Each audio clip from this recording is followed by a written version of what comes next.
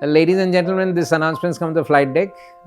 My name is Captain Abhishek Mukherjee. Cockpit is a place যেখানে আমার কাছে 200টা passenger নয়, আমার কাছে 1000টা লোকের লাইফ আমার হাতে। আমার ইন্টারন্যাশনাল নেম হচ্ছে দাদা। চেন্নাইতেও আমাকে চিৎকার করে দাদা বলে ডাকছে, দিল্লিতেও দাদা বলে ডাকছে। আমাদের ল্যাঙ্গুয়েজে there is no coffin on board, we say human remains on board. Cost component A fuel is very important. Take off point অব্দি একটা ইঞ্জিনে যায়। আর ডিসিপ্লিনের সবচেয়ে বড় ফ্যাক্টর হচ্ছে every 6 months, every 1 year আমাদের মেডিকেল টেস্ট। ইন্ডিয়াতে যত এয়ারলাইন আছে, পৃথিবীতে যত এয়ারলাইন আছে, training procedures remains the same. Pass percentage কোনো পেপারে 70, কোথাও 80. There is no 50%, 60% আমাদের ইন্ডাস্ট্রি টিল রিটায়ারমেন্ট। আমার যদি পোর্ট ব্লেয়ার আমার হাতে থাকে তো আমি প্রত্যেক 26 ডিসেম্বর পোর্ট ব্লেয়ার ফ্লাই করি। আমি এই কারণে I am happy with air India, I am happy with tata, I am happy with Indian airlines. We had a comfortable and safe flight. Thank you for choosing to fly Air India once again. Thank you, namaskar, Jai Hind.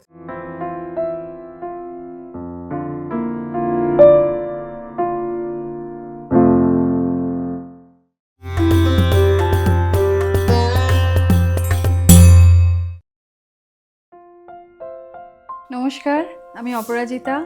রংধনু কথা পডকাস্টে আরও একটি নতুন পর্ব নিয়ে আপনাদের সামনে। আজকে কিন্তু আপনাদের সকলকে অনুরোধ করব সিট বেল্ট বেঁধে বসতে, কারণ আজকে আমরা গ্রাউন্ড লেভেলে নেই, আমরা অনেক ফিট ওপরে গ্রাউন্ড লেভেল থেকে আজকে আছি। আজকের পডকাস্টটা আমাদের আকাশের গল্প নিয়ে। কীরকম আকাশকে যারা খেলার ঘর, খেলার মাঠ, বাড়ি ঘরের মতো যারা চলাফেরা করেন, যারা তাদের বন্ধু বানিয়ে নিয়েছেন, সেরকম এক ব্যক্তিত্ব আমাদের সঙ্গে আজকে আমাদের সাথে আছেন captain Abhishek Mukherjee, pilot, air India. So sit back, relax and enjoy the podcast. Abhishek da, নমস্কার, ওয়েলকাম তোমাকে আমাদের আজকের পডকাস্টের এপিসোডে। Thank you so much, thank you Aparajita. এই খুবই ভালো লাগছে আজকে তোমার এই পডকাস্টে, অ্যান্ড রিয়েলি গ্রেটফুল তুমি আমাকে আজকে ইনভাইট করেছো তোমাদের এখানে। গ্রেটফুল, তুমি ফাইনালি টাইম হলো, finally we could get a day that তুমি আসতে পারলে। Thank you so much. Thank you so much. আমাদের মতো তো তোমাদের কাজ নয় সকাল থেকে সন্ধ্যে, আমাদের ওই ফিক্সড অফও নেই, 9টা-5টা চাকরি তো নয়, সেই উইকেন্ড ছুটি নয়, সেই জন্য আমাদের জন্য একটু ডিফিকাল্ট হয়ে যায় টাইমস। হ্যাঁ, তুমি কি করে তোমার পাইলটের জার্নিটা শুরু হলো? তোমার কি বাড়িতে কেউ ছিলেন তোমার? হ্যাঁ, আমি একটা বড় ফ্যামিলি থেকে বিলং করি, মানে it's a huge joint family. তো আমার বাবারা লাইক 8 ভাই 7 বোন, all well educated and well established in their profession. এখন সিনিয়রসরা নেই কয়েকজন। তো আমার নিজের জ্যাঠামশাই, আমার ঠিক বাবার ওপরের দাদা, আমার জ্যাঠামশাই was ex air force, ex Indian airlines. উনি এয়ারফোর্স থেকে শর্ট সার্ভিসের পর উনি Indian airlines early 70s join করে। তো আমার ইন্সপিরেশন আমার জ্যাঠামশাই, আচ্ছা, captain S K Mukherjee, captain Sunil Kumar Mukherjee, Indian airlines retired, is no more, এখন আমার জ্যাঠামশাই নেই। সো ওনার ইন্সপিরেশনটা বলতে পারো আমি ছোটবেলা থেকে আমার জেঠুকে ওই ইউনিফর্ম পরে যাওয়া, আর জেঠু যেহেতু এক্স এয়ারফোর্স, আরও ডিসিপ্লিনড, ওনার ফিটনেস লেভেল, তো সেসব দেখে আমি ইন্সপায়ার হয়েছিলাম। প্লাস আমার জেঠুর, মানে আমার 3 বোন, আমার জেঠুর 3 মেয়ে, তো জেঠুর ইচ্ছে ছিল কোনো এক মেয়ে এই লাইনে আসুক, জেঠুর লাইনে, বাট আমার 3 বোনই ইন্টারেস্টেড ছিল না। তো আলটিমেটলি আমার 3 বোনই বললো যে দাদা, বাবা তো ইচ্ছে চায় যে এই লাইনে কেউ আসুক, তো তুমি তো ইন্টারেস্টেড, তো ওয়াই নট যে তুমি জয়েন করো। সো আমার বোন, স্পেশালি যে বড় বোন, যে আমার ভেরি ক্লোজ, আমরা পিটোপিটি, তো ও আমাকে বলতে, তারপরে আমারও ইচ্ছে ছিল। তো আমার জ্যাঠামশাই ওয়াজ মাই ড্রাইভিং ফোর্স, তো ওনাকে দেখে আমি এই লাইনটা চুজ করেছিলাম। অনেক ছোটবেলা তো সবাই হয়, অনেক রকম লাইনে যেতে চায়। তো আমার একবার মার্চেন্ট নেভি ইচ্ছে ছিল, আমার ডিফেন্সে ইচ্ছে ছিল, বাট সামহাউ এটাই ডেস্টিনি, আমি ফ্লাইংয়ে এলাম, আর I am very happy, I am enjoying my flying. So এটাই এইভাবেই শুরু। তুমি কোথায় বড় হয়েছো? তোমার আমি প্রবাসী বাঙালি। আমার মা সাইড হচ্ছে ফ্রম ইউপি। আমার দাদু বার্মা শেলে ছিলেন, তো এলাহাবাদে উনি এট আ ভেরি ইয়াং এজ উনি মারা যান। তো আমার মা ওখানেই পড়াশোনা করে, মার সাইডটা এলাহাবাদের, বাবার সাইডটা ইজ ফ্রম রায়পুর, এমপি, এখন ছত্তিশগড়। তো আমরা প্রবাসী বাঙালি ফ্রম ইউপি অ্যান্ড এমপি। তো আমি পড়াশোনা করেছি এলাহাবাদ থেকে, আমি পড়াশোনা করেছি রায়পুর থেকে, অ্যান্ড আমি পড়াশোনা 10, 12 অ্যান্ড গ্র্যাজুয়েশন ফ্রম ক্যালকাটা। আচ্ছা আচ্ছা ফাইনালি এখানে এসে যাই, এখান থেকে 10 এর আগে চলে এসেছিলেন। হ্যাঁ 10-এর আগেই এখানে। বাবা তো ট্রান্সফারেবল জব, বাবা অ্যাডমিনিস্ট্রেটিভ সার্ভিসে ছিলেন গভর্নমেন্ট অফ Okay. ইন্ডিয়াতে, সেন্ট্রাল গভর্নমেন্টে। তো বাবা ট্রান্সফারেবল জব, সেই সবের দিক থেকে আমি কিছুটা এডুকেশন এলাহাবাদে পড়ি, কিছুটা রায়পুরে করি। তারপরে এখান থেকে 10th পাস আউট করি আইসিএসসি বোর্ডে, অ্যাসেম্বলি অফ গড চার্চের স্টুডেন্ট আমি। ও আচ্ছা তো আচ্ছা 10th 12th ওখান থেকে করি, তারপরে ক্যালকাটা ইউনিভার্সিটি থেকে গ্র্যাজুয়েশন করে তারপরে I opted, but between my class হ্যাঁ, 12 অ্যান্ড হ্যাঁ। গ্র্যাজুয়েশনের মাঝখানে, না, আমি ওটাই আসছিলাম যে গ্র্যাজুয়েশনের পরে শুরু করলে না? না গ্র্যাজুয়েশনের কি পরে করলে? মানে একাডেমিক রিকোয়ারমেন্ট যদি ফর অ্যাসপাইরিং পাইলটসদের জন্য হুম, আমি হুম, এটাও হুম। বলবো যে +2 যদি পিওর সায়েন্স থাকে, ফিজিক্স আচ্ছা। কেমিস্ট্রি ম্যাথমেটিক্স কম্পিউটার এখন যেরকম হয়, +2 12-এ যদি থাকে পিওর সায়েন্স থাকে, আচ্ছা। তাহলে গ্র্যাজুয়েশন ইজ নট রিকোয়ার্ড। ও আমার ক্লাস 12-এ গ্র্যাজুয়েশনের আমার ক্লাস 12-এ সায়েন্স ছিল না, ও তো সেই জন্য আমাকে গ্র্যাজুয়েশন করতে হয়। Okay okay but after my 12 and between my graduation hmm, hmm. আমি যত গ্রাউন্ড ক্লাসেস, গ্রাউন্ড স্কুল, আমাদের টেকনিক্যাল পরীক্ষাগুলো, ওগুলো সাইমালটেনিয়াসলি আমি উইথ গ্র্যাজুয়েশন করতে করতে আমার কি করে গ্র্যাজুয়েশন তুমি জানলে এগুলো হয়? তুমি তো জ্যাঠামশাই গাইড করেছিলেন। কিছুটা জ্যাঠামশাই গাইড করেছিল, কিছুটা না অনেকটাই জ্যাঠামশাই গাইড করেছিল, আর বাকি আমাদের অ্যাকচুয়ালি এখন হয়ে গেছে। আমাদের সময়, আমি যে সময় স্টার্ট করেছিলাম লাইক লেট 80s, হুম। লাইক আমি স্টার্ট করেছি 1987 থেকে। তো আমাদের ইনিশিয়াল মেডিকেল করতে হয়, আমাদের ফার্স্ট যে আমাদের প্রফেশনের সবচেয়ে most important thing is physical fitness. Every 6 months, every 1 year, depending আপন এজ, ডিপেন্ডিং আপন লাইসেন্স ক্যাটাগরি। তো আমি ওইগুলো জ্যাঠামশাই থেকে জেনেছি কিছু, নিজে তখনকার দিনে তো আর ইন্টারনেট আর ইউটিউব আর গুগল কিছুই ছিল না। কোনো বই বই, বা ওই কলেজ স্ট্রিট জেঠুর গাইডেন্স, কিছু ইন্ডিয়ান এয়ারলাইন্সের ক্যাপ্টেন্সদের গাইডেন্স, ওই সব করে করে আমি সামহাও মেডিকেল ক্লিয়ার করি। আমার 1987 আমার ইনিশিয়াল মেডিকেল হয়। ও তারপরে আমি আস্তে আস্তে আমার টেকনিক্যাল পড়াশোনাগুলো শুরু করি, গ্র্যাজুয়েশনও করছিলাম, ওগুলোও করছিলাম, ওইগুলো শেষ করি। সো দ্যাট আইডিয়া ছিল কি গ্র্যাজুয়েশনও শেষ হবে আর এগুলো হবে, সো দ্যাট আমার ফার্দার টাইম ওয়েস্ট না হয়। আচ্ছা ও তো তারপরে 1989-এ গ্র্যাজুয়েশন কমপ্লিট করার পর আমি ফ্লাইং স্টার্ট করি, তারপর ফ্লাইং ট্রেনিং। ও এটা কোথায় যেতে হয়? ইনিশিয়ালি আমি করেছিলাম ইন্দোর ফ্লাইং ক্লাবে, বিকজ আমি আচ্ছা। যেহেতু প্রবাসী অ্যান্ড ইন্দোর ইজ মাই, মানে এমপি ওয়াজ মাই স্টেট, মানে মাই birth certificate is from MP. So ওখানে স্কলারশিপ পেয়েছিলাম আমি, স্টেট স্কলারশিপ তখন দিত। বাহ being a student of Madhya Pradesh, state scholarship পেয়েছিলাম আমি। বাট আনফর্চুনেটলি ইন্দোরে ফ্লাইং বেশি করতে পারিনি, ওখানে ফ্লাইং ইনস্টিটিউটের এয়ারক্রাফটটা ক্র্যাশ হয়ে যায়। আর তখনকার দিনে একটা ইনস্টিটিউটে একটা অ্যাট দ্য মোস্ট দুটো এয়ারক্রাফট থাকতো ও এটা ট্রেনিং পারপাস। ট্রেনিং এর। তো Okay. ট্রেনিং অনেক টাইম নিত, স্লো প্রসেস, হুম এইসব। তারপর ওখানে এয়ারক্রাফট ক্র্যাশ হয়ে যায়, টাইম ওয়েস্ট হয়। ফাইনালি আমি ইউএস চলে যাই। ইউএসএ গিয়ে আমার কমার্শিয়াল পাইলট লাইসেন্স ট্রেনিং করে তারপরে আমি ইন্ডিয়াতে ফিরে এসে তারপরে চাকরি জয়েন করি। এটা কত দিনের ছিল এই ট্রেনিং? ফ্লাইং ট্রেনিং তখন 6 months 7 months এ হয়ে যেত, আচ্ছা এখন একটু হয়তো 8-9 months লাগে। তাও ওখানে ইউএসএ তে টাইমটা বেশি লাগে না, বিকজ ওখানে প্রচুর ফ্লাইং ইনস্টিটিউট, এক একটা ইনস্টিটিউটে প্রচুর এয়ারক্রাফট। ইউএসএ কোথায়? আমি ক্যানসাসে ছিলাম, একটা city known as Fort Scott, which is 90 miles south of Kansas City. Kansas হচ্ছে দ্য সেন্টার স্টেট, মানে একদম সেন্ট্রাল ইউএস। ওর সাউথে, down south of Kansas City, Fort Scott বলে একটা জায়গা ছিল। আচ্ছা আমি সেখান থেকে ফ্লাইং স্টার্ট করি, মানে এখানে ফ্লাইং করেছিলাম ইন্দোরে হ্যাঁ। ইনিশিয়ালি। তারপর ওখানে পুরো কমপ্লিট করে যত আমার যে রিকোয়ারমেন্টসগুলো ছিল করে ইন্ডিয়াতে আসি। ইন্ডিয়াতে এসে আমার আমাদের লাইসেন্স কনভার্ট করতে হয়, বিকজ ইন্ডিয়াতে আমি যদি ফ্লাই করি I need an Indian licence. আমি ইউএস লাইসেন্সে তো এখানে ফ্লাই করতে পারবো না।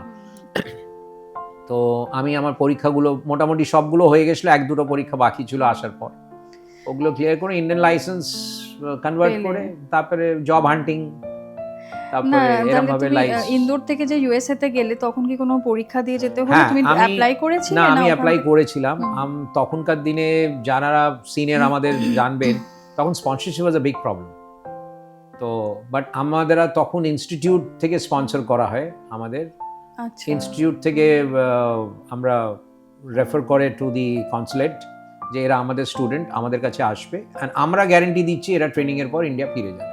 আচ্ছা আচ্ছা ওইভাবে ওই বেসিসে। হুম, তখনকার দিনে এই B1 এইসব H1 এসব ছিল না। ভিসার কোন হ্যাঁ, তো আমার মনে আছে I-20 ছিল, আমার IAP 66 আমার এখনো মনে আছে, ওয়াজ দি ডকুমেন্টেশন পার্ট। তো ওই এক্সচেঞ্জ ভিজিটার্স এক্সচেঞ্জ প্রোগ্রাম বলে একটা কিছু ছিল, ওই বেসিসে আমি আমার ইনস্টিটিউটে যাই, ওখানে করি, অ্যান্ড গ্যারেন্টি ছিল যে after completion of the pilot training আমাকে ওরা পাঠিয়ে দেবে, অ্যান্ড আমি ডিউ কোর্সে আমি ওখান থেকে তারপরে কিছু এক্সট্রা ফ্লাইংও করেছিলাম ওখানে, অড জবস কিছু ফ্লাইংয়ের কিছু অড জবস করে একটু আমার ফ্লাইং এক্সপিরিয়েন্সটা একটু বাড়াবার জন্য করে তারপরে আমি এসে এখানে। তুমি বলো যে তাহলে ট্রেনিং কি করে হয়, মানে তোমার আমাদের ট্রেনিং মানে এটা তো গাড়ি চালানো, এখানেই দুটো স্টিয়ারিং থাকে, তো তোমাকে কি আসল প্লেন দিয়ে দেওয়া হয়? অ্যাকচুয়াল প্লেন, মানে আমি খুব বেসিক কোশ্চেন করছি, না কিছু না না মনে করো বেসিক না। কোশ্চেন 100 বার করবে মানে কি দুটো ককপিট মানে থাকে নাকি, কিভাবে না ট্রেনিং কি করে অ্যাকচুয়ালি হবে? তোমার যেরকম ড্রাইভিং স্কুলে তোমার দেখবে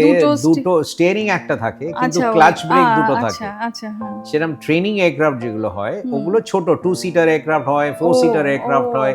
ইনিশিয়ালি তো তোমায় বড় এয়ারক্রাফট দেবে না, তোমাকে তো বেসিক এডুকেশন যেটা বেসিক ফ্লাইংটা ছোট এয়ারক্রাফটে হয়। তো আমি একদিকে ধরে আছি, আমার ইনস্ট্রাক্টর আরেকদিকে ধরে আছে। আচ্ছা, আমি যদি ভুল লেফট করে দিলাম, আমার রাইট করা উচিত, তো উনি সেটা কারেক্ট করবে করে, তুমি তখন দেখে নেবে কি করে। কিন্তু সাবসিকুয়েন্টলি যখন আমি ট্রানজিশন হচ্ছি for a bigger aircraft, transport aircraft, jet aircraft, ওখানেও কিন্তু সব এখানে ডাবল থাকে। আচ্ছা, প্লেনে কিন্তু কোথাও একটা থাকে না। আজকে আমি যে ফ্লাই করি এয়ারক্রাফট এয়ারবাস 320 ফ্যামিলি, ওখানেও কিন্তু লেফটে যেটা আছে রাইটে আছে। আমি রাইটে কিছু ভুল করলে লেফটে হবে, লেফটে আমি যদি ভুল করি রাইটে হবে, এটা করসপন্ডিং, ওটা কানেক্টেড থাকে। তো আমি যদি কিছু করছি তো সেটা লেফটেও করলে রাইটে, রাইটে করলে লেফটে, দুদিকেই সেটা দেখা যাবে, বোঝা যাবে। তো সেটা বেসিক ট্রেনিংও সেরকম, বেসিক ট্রেনিংও ইনস্ট্রাক্টর আমার সাথে বসছে, আমি যেটা বলছেন সেটা করছি, আমি যদি ভুল করছি উনি আমাকে কারেক্ট করছেন, আমি উনাকে আমাকে শিখিয়ে দিচ্ছেন যে আমি না তোমার এখন এটা করা উচিত ছিল। তবে ক্লাইম যদি করি আমি কতটা টানবো, কত ডিগ্রিতে আমি ক্লাইম করব, কত রেট অফ ক্লাইম আমার হবে, রেট অফ ডিসেন্ট কত হবে, তো উনি আমাকে সেটা শেখাবেন, আমি করবো। এবার আমার রেট অফ ডিসেন্ট ধরো বেশি হয়ে গেল, উনি আমায় বললেন 1000 ফিট পার মিনিট ডিসেন্ট করতে, আমি যদি ওটা 1500 2000, তো উনি ওটা আস্তে করে পুল ব্যাক করবেন, সো দ্যাট আমি ওই অ্যাসাইন্ড যে অল্টিটিউডে আবার পৌঁছতে হবে আমাকে। তো সেটা কারেকশনটা উনি ওইভাবে আস্তে আস্তে শেখাতে শেখাতে তারপর একটা পয়েন্ট আসবে যখন উনি আমাকে রিলিজ করে দেবেন, যেটাকে আমরা সোলো ফ্লাইট বলি। এবার যেদিন সোলো ফ্লাইট রিলিজ হলো সেদিন তারপরের দিন থেকে আমি একা ফ্লাই করব, তখন আমার পাশে বাঁ দিক ডান দিকে কেউ নেই। আমি যদি ডান দিক বসছি বাঁ দিক খালি বাঁ দিক বসছি ডান, মানে আমার সিটে তখন আমি একাই থাকবো। আচ্ছা, ট্রেনিং এ আর এই ট্রেনিং এর যখন ট্রেনিং এ যে এয়ারক্রাফটই তো বলা হয় এয়ারক্রাফট, তো সেগুলো তখন ওড়ে, মানে আকাশে উড়ে উড়ে তোমরা শিখো, মানে উড়তে উড়তে তোমরা শিখছো? উড়তে উড়তে শিখছি। সেটা কি করে হয় তখন, মানে এটা গ্রাউন্ডে কিছু হয় না? গ্রাউন্ডে তোমার তো গ্রাউন্ডের কাজ তো শেষ হয়ে গেছে, তুমি পড়াশোনা পরীক্ষা পাস করে গেছো, তুমি যে পরীক্ষা থিওরি পেপারস পাস করেছো, হাউ অ্যান এয়ারক্রাফট ফ্লাইজ, সেটা তো তুমি পড়ে নিয়েছো। তোমাকে আমি আজকে জিজ্ঞেস করলে, আমায় যদি ইনস্ট্রাক্টর জিজ্ঞেস করে প্লেনটা কি করে ফ্লাই করে, কি করে টার্ন করছে, বেসিক প্রিন্সিপালস কি, সেগুলো তো আমার পড়াশোনা হয়ে গেছে, পরীক্ষা পাস করে নিয়েছি। এবার আমার ফ্লাইং টেস্ট, এবার প্র্যাকটিক্যালি আমি সেটা আকাশেই হচ্ছে, সেটা আকাশেই হয়। ওহ বাপ, ছোট প্লেনে আকাশে হয়, বড় প্লেনে ইনিশিয়ালি সিমুলেটরে হয়।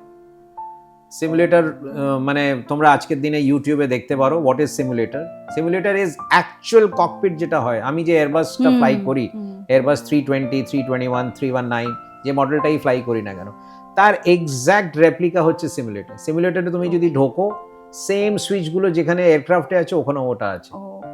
অ্যাডিশনাল একটা ইনস্ট্রাক্টর প্যানেল থাকে, ইনস্ট্রাক্টর পেছন থেকে বসে ওরা পাঞ্চ ইন করে আমাদের ট্রেনিং দেয়। আমি যে রিসেন্টলি আমি আমার সিমুলেটর ট্রেনিং করে এসেছি, এভরি 6 মান্থস আমাদের সিমুলেটর রিফ্রেশার হয়, তো সেখানে আমরা এমার্জেন্সি প্র্যাকটিস করি এখনো টিল রিটায়ারমেন্ট।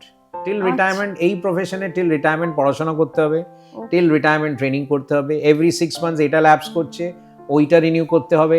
আমি আবার 2 দিন পর একটা ট্রেনিং এ যাব, নেক্সট মান্থে এইটা করব, রুট চেক করব, রিসেন্সি করব, সিমুলেটর করব, রিফ্রেশার কোর্স করব। এটা আমাদের সারা জীবন টিল রিটায়ারমেন্ট করতে হবে, to keep yourself updated with the technology, with your flying. তুমি ভুল করেছো, ঠিক করেছো, তোমার সাথে আমি যদি কিছু ভুল করি, আমি যদি কিছু ভুল করে নিয়েছি আজকের ফ্লাইটে, সেটা আমি ধরা পড়ে যাবে আমার ফ্লাইট সেফটি ডিপার্টমেন্টে। ফ্লাইট সেফটি ডিপার্টমেন্টে আমাকে ফোন করবে, ওভার দ্য ফোন কাউন্সেলিং হবে। আমার যদি মনে করে না আমি এক্সট্রিম কিছু করেছি, আমাকে ওরা সিমুলেটরে পাঠাবে করে কারেক্টিভ ট্রেনিং, যে আমার এটা করা উচিত হয়নি, আমি নিজেকে কারেক্ট করবো। সেটা তোমার এক্সপিরিয়েন্সে, আমার থেকে অনেক সিনিয়র, আমার থেকে অনেক এক্সপিরিয়েন্স লোকেরাও করে, দরকার হলে আমিও করি, আমার জুনিয়ররাও করে। এটা নয় যে একটা সিনিয়র লেভেলে পৌঁছে গেছে সে আলটিমেট ওর হবে না বা আমার হবে না বা আমার জুনিয়র হবে না, সবাই আমরা রিফ্রেশার কোর্স করি, সবাই আমরা রুলসের মধ্যে, মানে এটা throughout the world, all airlines in the world. এটা শুধু ইন্ডিয়াতে, আমার এয়ার ইন্ডিয়াতে আমি চাকরি করছি বলে এয়ার ইন্ডিয়াতে নয়, ইন্ডিয়াতে যত এয়ারলাইন আছে, পৃথিবীতে যত এয়ারলাইন আছে, training procedure remains the same. 6 মাস এই ট্রেনিং রিফ্রেশার হবে, সিমুলেটর হবে, এই ক্লাসেস হবে, অনেক রকম ক্যাটাগরিজ অফ লাইসেন্স থাকে আমাদের, ক্যাটাগরিজ অফ সার্টিফিকেশন থাকে, ওগুলো আমাদের রেগুলার বেসিসে আপডেট করতে হয় নিজেদের। মানে সব সময় তোমাকে নিজেকে আপডেটেড রাখতে হবে, লার্নিং তোমাকে নিজের aviation subjects, aviation around the world কি হচ্ছে, কোথায় কি আপগ্রেডেশন হচ্ছে, কোথায় ডিগ্রেডেশন হচ্ছে, ওগুলো আমাদের নিজেদের আপডেট হতে হবে।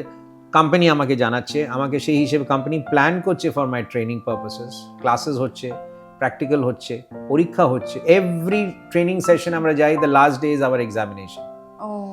অ্যান্ড আমার অভিজ্ঞতা নেই অন্য লাইনের বিষয়ে, আমাদের পাস পার্সেন্টেজ কোনো পেপারে 70, কোথাও 80। দের ইজ নো 50%, 60% আমাদের ইন্ডাস্ট্রিতে। এখন ক্লাস 10-এ আমি যদি 40 পেয়েও আমি পাস হয়ে যাবো, আমি জানি না এখনকার পাস পার্সেন্টেজ কত, বাট এনিওয়ে আমি আমাদের 70-80, কোনো পেপারে 70 মিনিমাম, এটা আমাকে পেতেই হবে। 69 is a failure, 79 is a failure. So আমাদের ওই এতটাই মানে তোমাকে সব সময় অ্যালার্ট থাকতে হবে, আর অ্যালার্ট তো থাকতেই হবে, লাইফ ডিসিপ্লিন হতেই হবে। অনেক রকমের রেস্ট্রিকশন, অনেক কিছু লাইফে আপস এন্ড ডাউনস আছে, তোমার অনেক কিছু ফরগো করতে হবে। আমি রুটিন ডেইলি শনি রোববারের সকালের বন্ধুদের আড্ডাটা, আমি যে পাড়ায় থাকি কলকাতাতে, আই মিস মাই রোববারের আড্ডা, সব সময় হয় না। I am very attach to my পাড়ার বন্ধু। আমার সোশ্যাল লাইফ হচ্ছে আমার ছোটবেলা স্কুলের বন্ধুরা, আমার পাড়ার বন্ধুরা। আমি কলকাতার সাউথে সাদেন অ্যাভিনিউতে মুদিয়ালি জানেন আপনারা সবাই, মুদিয়ালির পুজো জানেন আপনারা, বিখ্যাত। আমি মুদিয়ালি পুজোর সাথে ডিপলি ইনভলভ। আমি পাড়া তো ওইগুলো আমি সবসময় পারি না, বন্ধুদের আড্ডা মিস করে যাই। আমাদের রিসেন্টলি নাইট টুর্নামেন্ট হচ্ছিল ক্রিকেট, আনফর্চুনেটলি আমি মিস করে গেছি।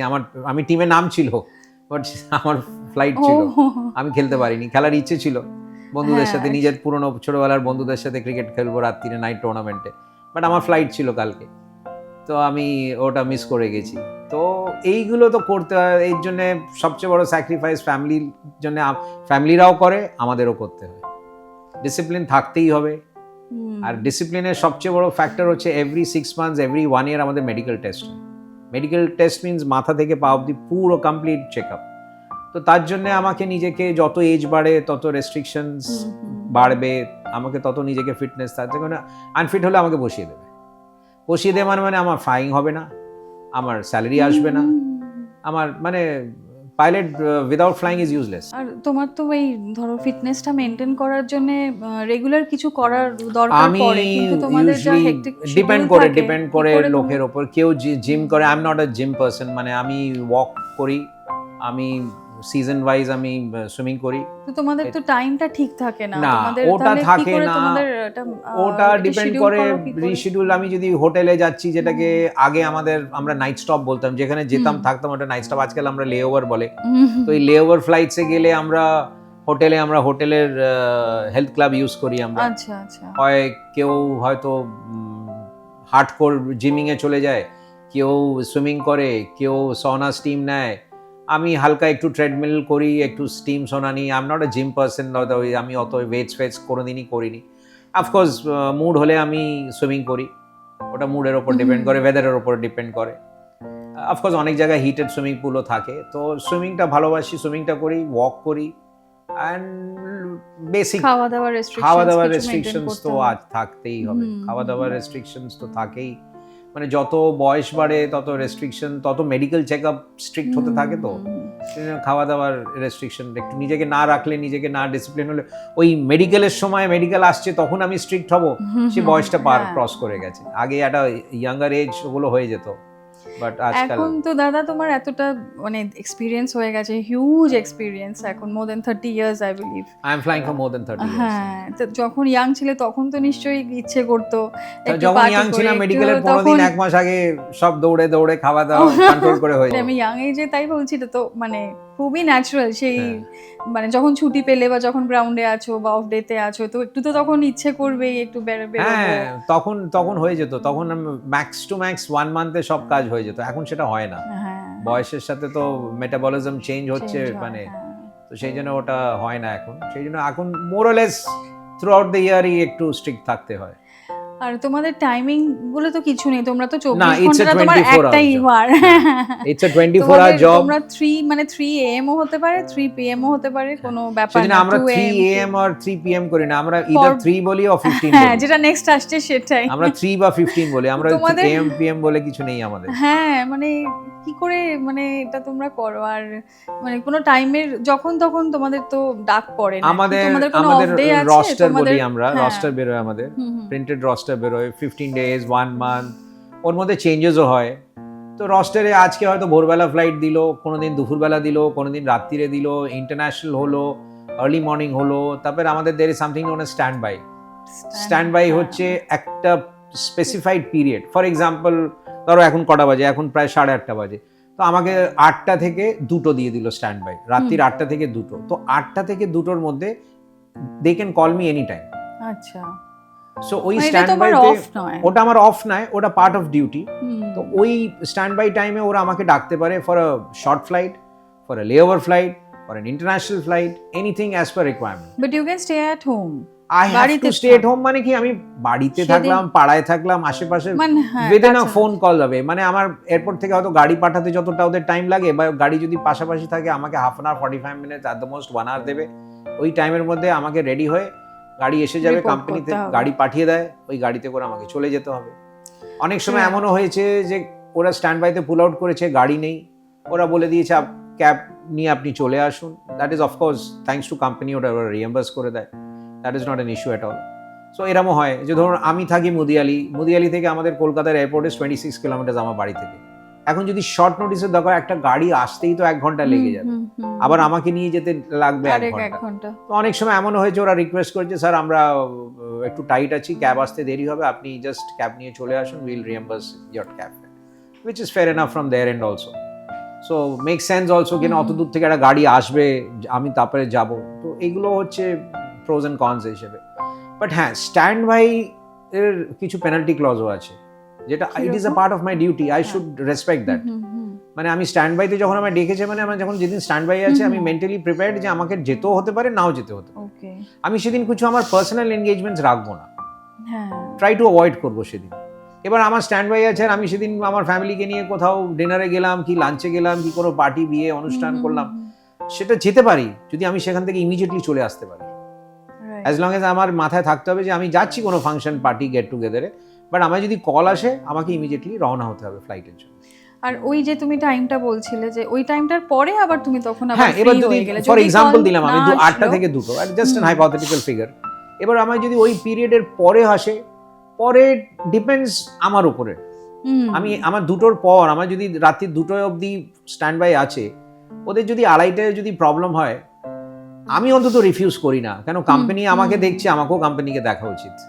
So it is my own principal. হ্যাঁ, এবার বিয়ন্ড আমি শুয়ে পড়লাম সকাল 4টে-5টার সময় বললো, তখন আমি হয়তো বললাম না সরি, আমার তো 2টো অবধি ছিল। আমি অনেক সময় দিই কোনো প্লাস প্ল্যান মাইনাস, যদি কারোর থাকে তাহলে হ্যাঁ হয়তো সে একটু বেরিয়ে যেতে প্লাস পারে মাইনাস আমরা বা অ্যাডজাস্ট, করতে আমি অন্তত পারে। করে নিই। আমি মানে অত হাস হলে হয় না, কারণ কোনোদিন আমার যেদিন রিকোয়ারমেন্ট হবে সেদিন কোম্পানি যদি মানে বেঁকে বসে যে না না না আজকে হবে এটা না, তো খুবই ডিউটিফুল। সেই জন্য ফ্লেক্সিবিলিটি দুতরফাই থাকে আমাদের, কোম্পানিও ফ্লেক্সিবল হয়ে যায়, আমরাও ফ্লেক্সিবল হয়ে যাই।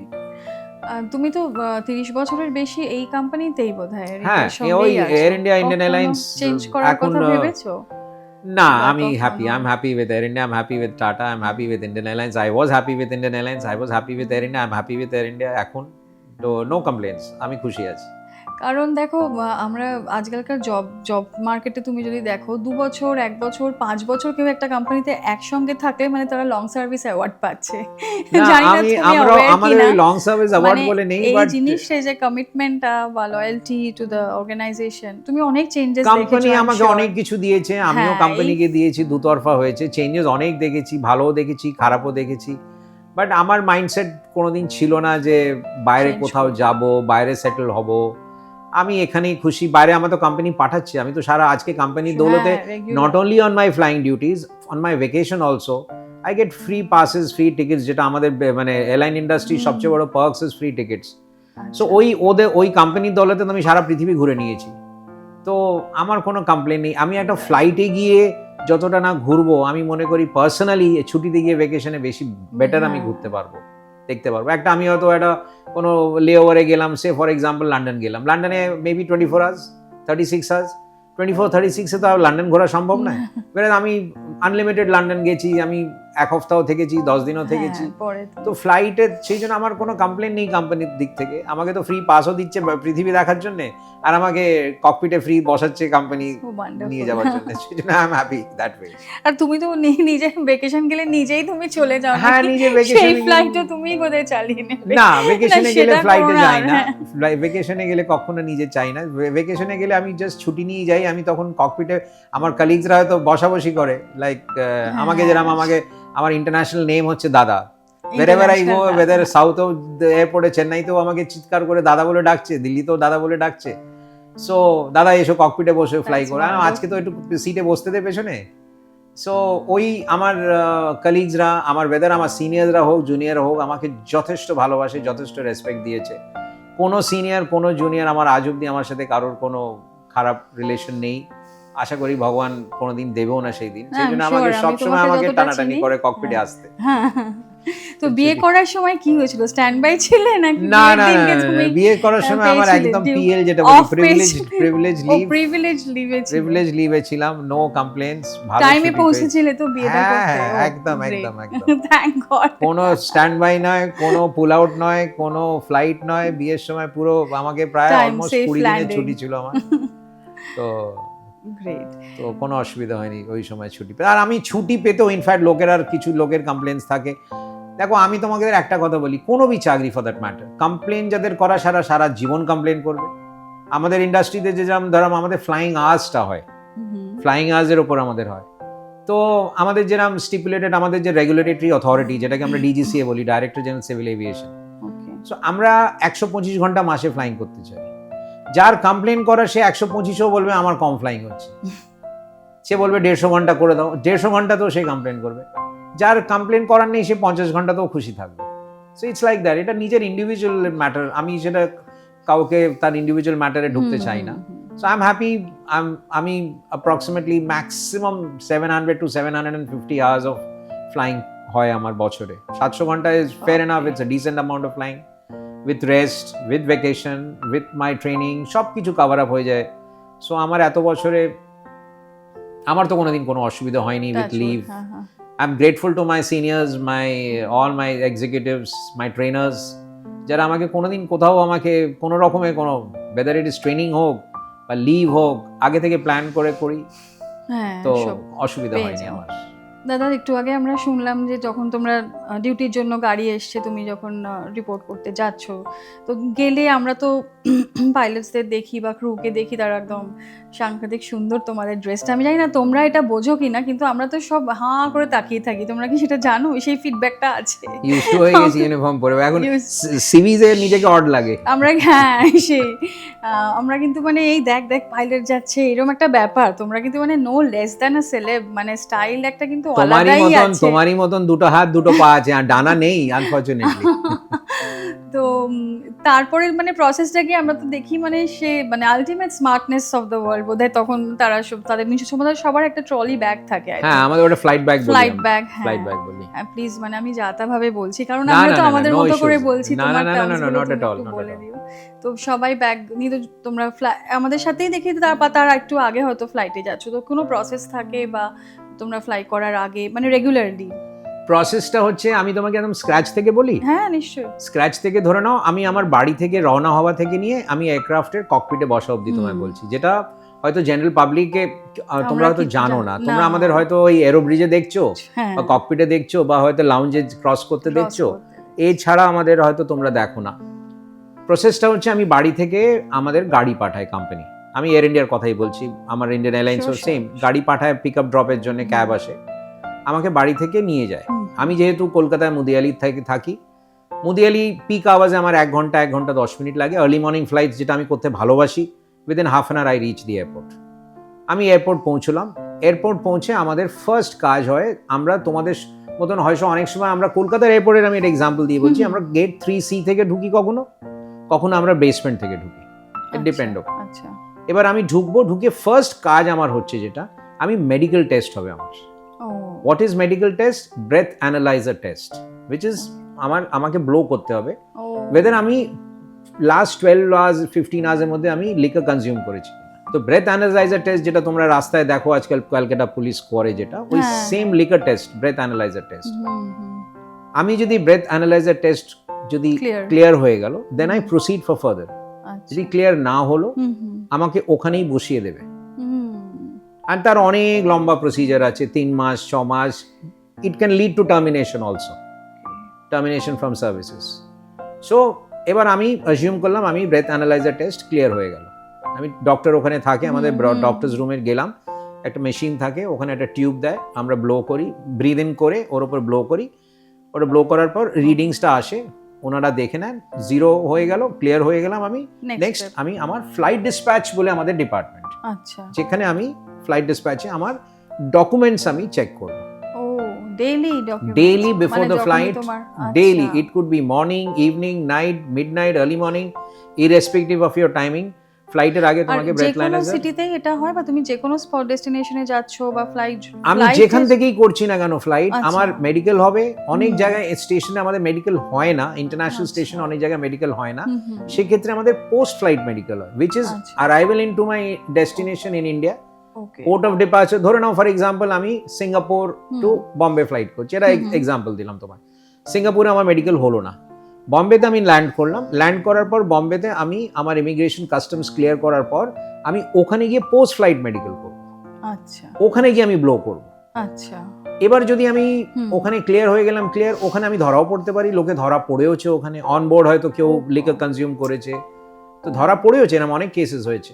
তো সেটা তোমাকে বললাম, the punishment can lead two 3 months to 6 months and up to termination of the, which is fair enough, they should be, this is not acceptable. তো এবার আমি তোমার পার্টটা হচ্ছে মেডিকেল ক্লিয়ার হয়ে গেল, এবার মেডিকেল ক্লিয়ার করার পর আমি আমার ডকুমেন্টেশন Documents. পার্টে যাব। আচ্ছা হোয়াট ইজ ডকুমেন্টেশন পার্ট? আমি সকালবেলা ধরো ফর এক্সাম্পল কাল সকালে আমি কলকাতা থেকে বম্বে যাচ্ছি, মেডিকেল হয়ে গেল, মুদিয়ালি থেকে এয়ারপোর্ট, এয়ারপোর্ট থেকে breath analyser, medical clear, flight ডিসপ্যাচে I will go through my various documents of for a flight from Kolkata to Bombay. আমার আজকের ওয়েট কত, প্রত্যেক এয়ারক্রাফটের কিছু ওয়েট ক্যাটাগরিজ থাকে, একটা টেক অফ ওয়েট বলি আমরা, জিরো ফিউল ওয়েট বলি, ল্যান্ডিং ওয়েট বলি, তো এগুলো আমাদের দেখতে হয়। Max structural take off weight আমার কতটা, আমি একটা সার্টিফাইড ম্যানুফ্যাকচারের একটা ম্যাক্সিমাম ওয়েট থাকে, সেটা আমি নিতে পারবো কিনা, আমি ম্যাক্স টেক অফ ওয়েট কত হবে, আমার ম্যাক্স ল্যান্ডিং ওয়েট কত হবে, ল্যান্ডিং ইনটু ডেস্টিনেশনে কত ওয়েট হতে হবে আমাকে, ওই স্পেসিফাইড ক্যালকুলেশনসের জন্য কতটা ফিউল অন বোর্ড আছে আমার কাছে, কত প্যাসেঞ্জারের সাথে পার প্যাসেঞ্জার্স ক্যালকুলেট করা হবে, এত কেজি ওয়েট, এত ব্যাগেজ, ওটাকে ওই ডকুমেন্টটাকে ট্রিম শিট বলে। ওই ট্রিম শিট আমাদের কাছে অন বোর্ড আসে এয়ারক্রাফটে। আচ্ছা ওই ট্রিম শিটে যে আমি যে ফাইনাল ওয়েটটা ক্লিয়ার করব, যে আমি আজকে বম্বেতে এখান থেকে যেতে, ফর এক্সাম্পল আমি বললাম নো ফ্লাইট প্ল্যান ফিউল হলো, যেটা আমাদের যে ফ্লাইট প্ল্যানটা আছে ওতে 9.5 ইজ 9,500 কেজিস, ধরো 9.5 tonnes of fuel. So fuel কি হয়, ফিউল সারা পৃথিবীতে প্যাসেঞ্জার এয়ারক্রাফটে দুটো সেক্টরের ফিউল ক্যারি করা হয়, one is port of departure to destination and destination to alternate. আমি যদি ডেস্টিনেশনে না নামতে পারি কোনো কারণে, it could be various reasons, weather হতে পারে, রানওয়ে ব্লকেজ হতে পারে, এনি এমার্জেন্সিজ হতে পারে, আমি যদি ডেস্টিনেশনে আমার বম্বেতে না নামতে পারি, তাহলে আমার অল্টারনেট ইজ আহমেদাবাদ। তো আমার কাছে দুটো সেক্টরের ফিউল থাকবে, কলকাতা থেকে বম্বে, বম্বে থেকে আহমেদাবাদ, এমার্জেন্সির জন্য ডাইভার্সন বোঝান, অল্টারনেট। আমি যদি বম্বেতে না নামতে পারলাম, আমাকে তো প্লেনটা কোথাও নামাতে হবে, তো আমাকে আহমেদাবাদের ফিউল নিতে হবে। তো ধরে নাও আমি তোমায় এক্সাম্পল দিচ্ছি, কলকাতা বম্বে, বম্বে আহমেদাবাদ, আমার ফিউল এলো 9.5 টনস, উইচ ইজ 9,500 কেজিস। আমি দেখলাম না বম্বেতে খুব ট্রাফিক কনজেশন হয়, এটিসি কনজেশন যেটা আমাদের ট্রাফিক কনজেশন, আমি পিক টাইমে যাচ্ছি, এ সময় আমাকে হোল্ড করতে হবে, যেটা তুমি শোনো অ্যানাউন্সমেন্ট হয়, আমরা ঘুরতে থাকি। আমি রাফলি বললাম না গিভ মি অ্যাবাউট 500 এক্সট্রা, বলে আমি এলাম 10 টনস অফ ফিউল। আচ্ছা সো আমি 10 টন ফিউল ফাইনাল করলাম। 10 টন ফিউলটা যখন আমি ডিসপ্যাচারকে বলে দিলাম, ও ভেরিয়াস ডিপার্টমেন্টকে ইনক্লুডিং ইঞ্জিনিয়ারিং, রিফিউলার যারা আমাদের ইন্ডিয়ান অয়েল, তাদের অবধি মেসেজ পৌঁছে যাবে। So 10 tonnes fuel for flight number XYZ, যে ফ্লাইট নাম্বারের উপর। এবার আমি ওয়েদার চেক করবো, আমি যে যাচ্ছি কলকাতা থেকে বম্বে যাচ্ছি, হোয়াট ইজ মাই, এখানের কলকাতার ওয়েদার কি, এন রুট আমার অনেকগুলো স্টেশন আছে, আমি আমার এন রুটে আমার জামশেদপুর একটা দেখে নেব, জামশেদপুর অবভিয়াসলি আমি নামবো না, বাট দেখে নেব, রায়পুর আছে, নাগপুর আছে, औरंगाबाद আছে, বম্বে আছে, ফ্লাই করবে, আমি তার উপর দিয়ে হয়তো ফ্লাই করছি না, নাগপুরের উপর দিয়ে করছি, কিন্তু এয়ার ট্রাফিক কন্ট্রোলার্সরা আমাদের অনেক সময় ডাইরেক্ট দিয়ে দেয় তো। আচ্ছা সো আমি যখন কলকাতা থেকে বম্বে যাচ্ছি, আমার লেফটে রায়পুর থাকবে, আমার লেফটে নাগপুর থাকবে, আমার লেফটে ঔরঙ্গাবাদ থাকবে। কিন্তু ওই পয়েন্টে যদি কিছু হলো, কোথাও যদি এমার্জেন্সি হয়, অন্য কোনো কারণে মেডিকেল এমার্জেন্সি হতে পারে, আমার এয়ারক্রাফটে প্রবলেম হতে পারে, আমার যদি ডাইভার্ট করতে হয়, তো ওই স্টেশনসের আমি ওয়েদারগুলো একবার চেক করে নেব, including Ahmedabad, Baroda, near about বম্বের আশেপাশে। I am not committed Ahmedabad, আমি হয়তো ডাইভার্সন ইনিশিয়েট করলাম, Ahmedabad visibility is below minimum, আমি নামতে পারবো না। আহমেদাবাদে প্রত্যেক শহরের একটা ভিজিবিলিটি ক্রাইটেরিয়া থাকে, আমাকে চেক করতে হবে বরোদার কি রিকোয়ারমেন্ট, বরোদায় কত তেল লাগবে, বরোদায় কত ভিজিবিলিটি রিকোয়ারমেন্ট। এই ক্যালকুলেশনগুলো আমি অনবোর্ড আমি আগেই একবার দেখে নেব, ওই ক্যালকুলেট করে আমি এক্সট্রা 500 নিলাম, 500 কেজিস। আমার মনে হলো না with Bombay, with traffic কনজেশন, in case of diversion 10 tons is comfortable. এরপর যদি কিছু হয় সেটা ব্যাড লাক, তখন আমাকে আমাদের এক্সট্রিম যেটা লাস্ট, আমরা ফিউল এমার্জেন্সি ডিক্লেয়ার করতে হবে আমাকে, তখন আমি আই উইল গেট প্রায়োরিটি। যদি আমি দেখি আমার কোথাও আমার প্রবলেম হচ্ছে, আমি বম্বেতে আধ ঘন্টার জায়গায় 45 মিনিট হোল্ড করছি, আরও এক্সট্রিম হোল্ড হয়ে গেছে, আহমেদাবাদ ডাইভার্ট করলাম, আহমেদাবাদে আমাকে সিকোয়েন্সে আমাকে ডিলে করে দিল কিছু, ফর এনি আদার রিজনস, তো তখন আমাদের এক্সট্রিম যেটা আমরা ডিক্লেয়ার করি which is fuel emergency. Fuel emergency করলে তখন আমি প্রায়োরিটি পাবো, প্রায়োরিটি পেয়ে তখন আমাকে নামবো, উইচ ইজ আমরা রেয়ার কেসে হয়, এরম যে হয় না হয় অনেক সময়। তো এই ডিসিশনটা সমস্ত একজন পাইলটই নিতে পারে, এই দুজন পাইলট, চারজন পাইলট, ডিপেন্ডিং কোন সেক্টর, কটা পাইলটের sector. Up to 10 hours of flying যেরকম আমাদের হয়, up to 10 hours of flying দুটো পাইলট আছে, 10 to 14 হয়ে গেল তিনটে আছে, বিয়ন্ড 14 হয়ে গেছে যেগুলো আমরা ইউএস, ইউরোপ, অনেক সময় কানাডা, মানে ইউএলআর ফ্লাইটস বলি, আলট্রা লং রেঞ্জ ফ্লাইট যেগুলো, ওখানে 4টে করে পাইলট থাকে। তো ইটস এ টিম ওয়ার্ক, এখানে সিনিয়র জুনিয়র সবাই একসাথে কাজ করছে, সবাই ডিসিশন নেওয়া হয়, নিয়ে আমরা ডিসাইড করলাম। এর মধ্যে যে ফাইনাল যে সিনিয়র মোস্ট যে থাকবে, হি উইল ডিসাইড যে ঠিক আছে, ও বলবে সবাইকে, আর you comfortable with 500, are you comfortable with 200, এই 500 200 is 500 kilos, 200 kilos, are you comfortable with 1 ton। তা আমি হয়তো বলতে পারি, sir can you make it 1.2 tons, বলবে ওকে, ওকেও বলতে পারে, হয়তো আমাকে জিজ্ঞেস করতে হবে ওয়াই এক্সট্রা 2.2, তো আমি হয়তো বলতে পারি sir in case we divert, sir in case of any other problem, as it is visibility is low, এখন শীতকাল, ফগ, এই ওই। সো আমি যদি কনভিন্স করে দিলাম ওনাকে, তিনি বলেন হ্যাঁ ওকে ওকে, হয়তো বলবো ওকে দাদা, ওকে ফাইন, আর ওকে অভিষেক, ওকে হোয়াটএভার, যে আমাকে যেভাবে সো আমাকে জাস্টিফাই করতে হবে যে আমি 200, কারণ আমাকে কোম্পানিকেও জাস্টিফাই করতে হবে। ফিউল ইজ ভেরি এক্সপেন্সিভ, আমাদের মোস্ট ইম্পর্টেন্ট যেটা হচ্ছে ফিউল কম্পোনেন্ট, কস্ট কম্পোনেন্টে ফিউল ইজ ভেরি ইম্পর্টেন্ট। আমরা খুব বুঝে সুঝে ফিউল করতে হয়। আমরা যেরকম ফিউল সেভিং প্রসিজার আছে আমাদের কাছে, এই যে ধরো তোমরা হয়তো প্যাসেঞ্জার হিসেবে বসে আছো, আমি হয়তো যখন টেক অফের আগে আমাদের একটা ইঞ্জিন স্টার্ট করে আমরা টেক অফ পয়েন্ট অব্দি একটা ইঞ্জিনে যাই, তারপর আমরা টেক অফের আগে সেকেন্ড ইঞ্জিনটা স্টার্ট করি, just to save fuel. Land করার পর আমি বম্বেতে, দিল্লিতে জানি আমাকে অনেক দূর যেতে হবে, ট্যাক্সি করতে হবে, আমার পার্কিং বে অব্দি একটা ইঞ্জিন বন্ধ করে দেবো, just to save fuel for the company, for the betterment, for the environment.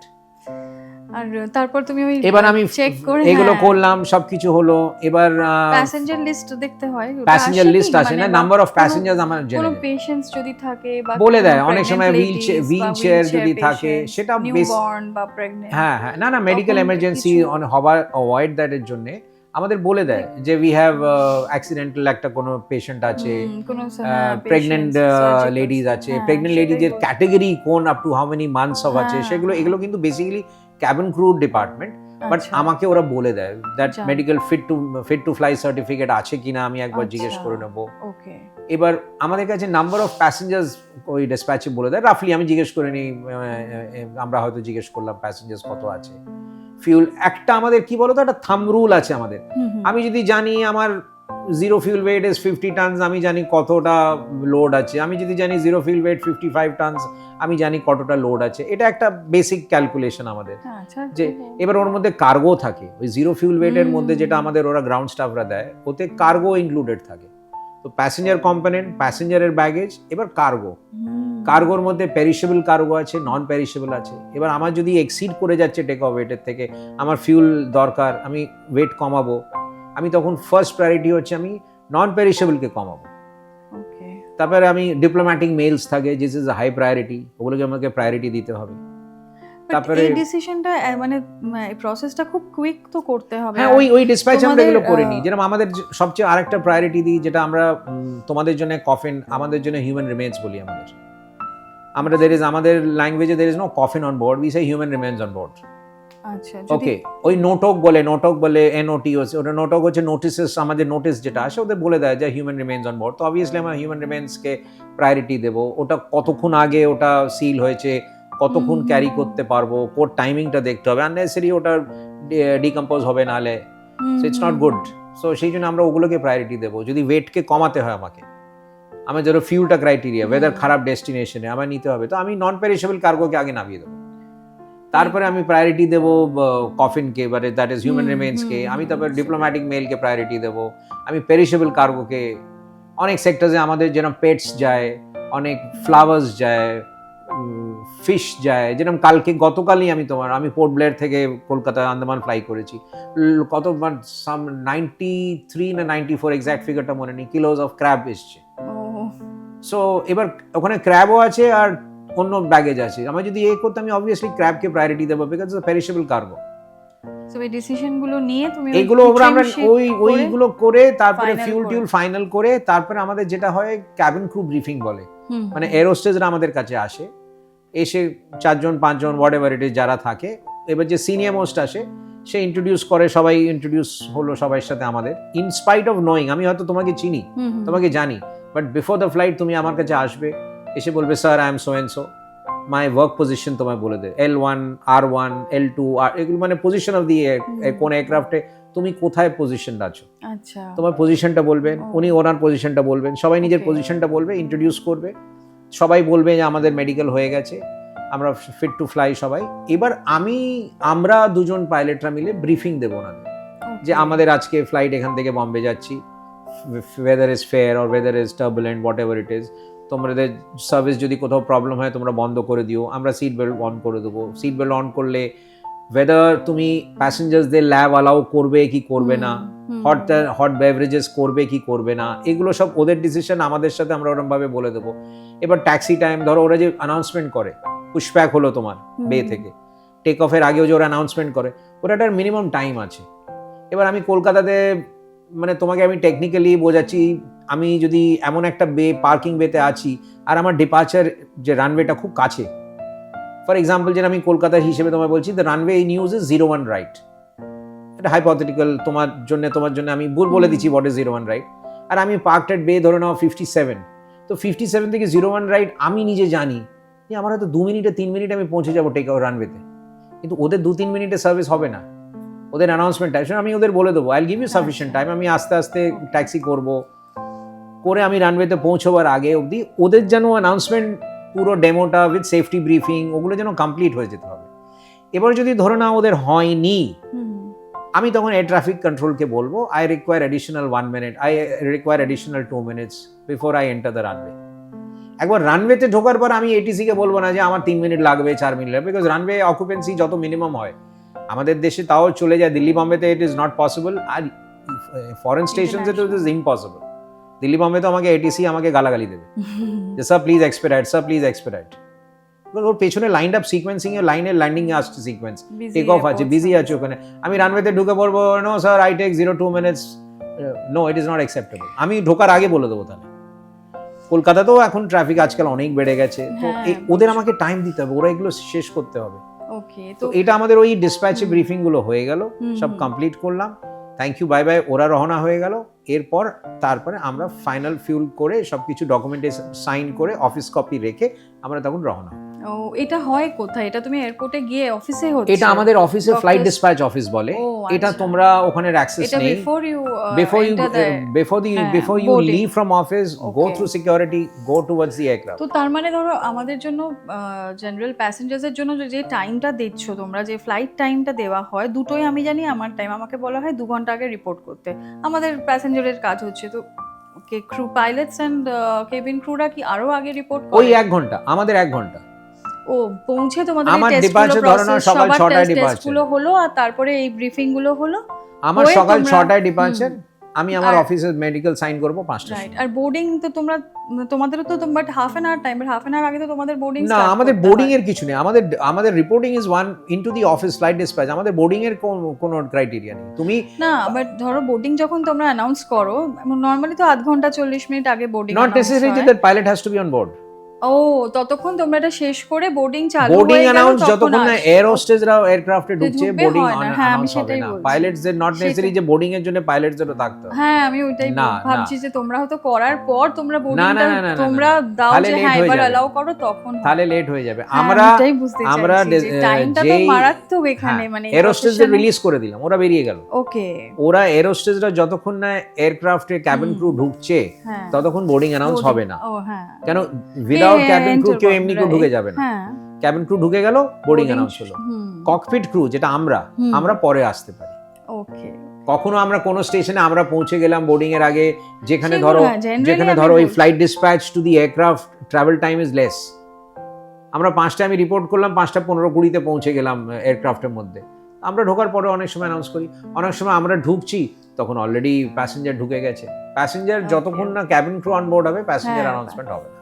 আর পাইলটসরা তারপরে তারপরেও ঢুকতে পারে, আগে ঢুকতে পারে, বাট ব্রিফিং টাইম কমপ্লিট করার পরে আমরা ওদের রিলিজ করে দিই। এবার আমরা ডকুমেন্টস কালেক্ট করে এবার আমরা ওখান থেকে বেরোই।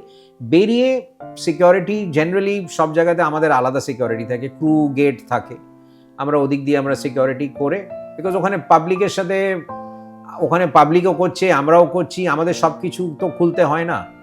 তো আমাদের ধরো ফ্লাইট ব্যাগে আমাদের যেরকম আইপ্যাডস থাকে, কোম্পানি আইপ্যাডস, আমার সেলফোন, ওয়ালেট, অনেক সময় যেগুলো বের করতে হয় ট্রেতে।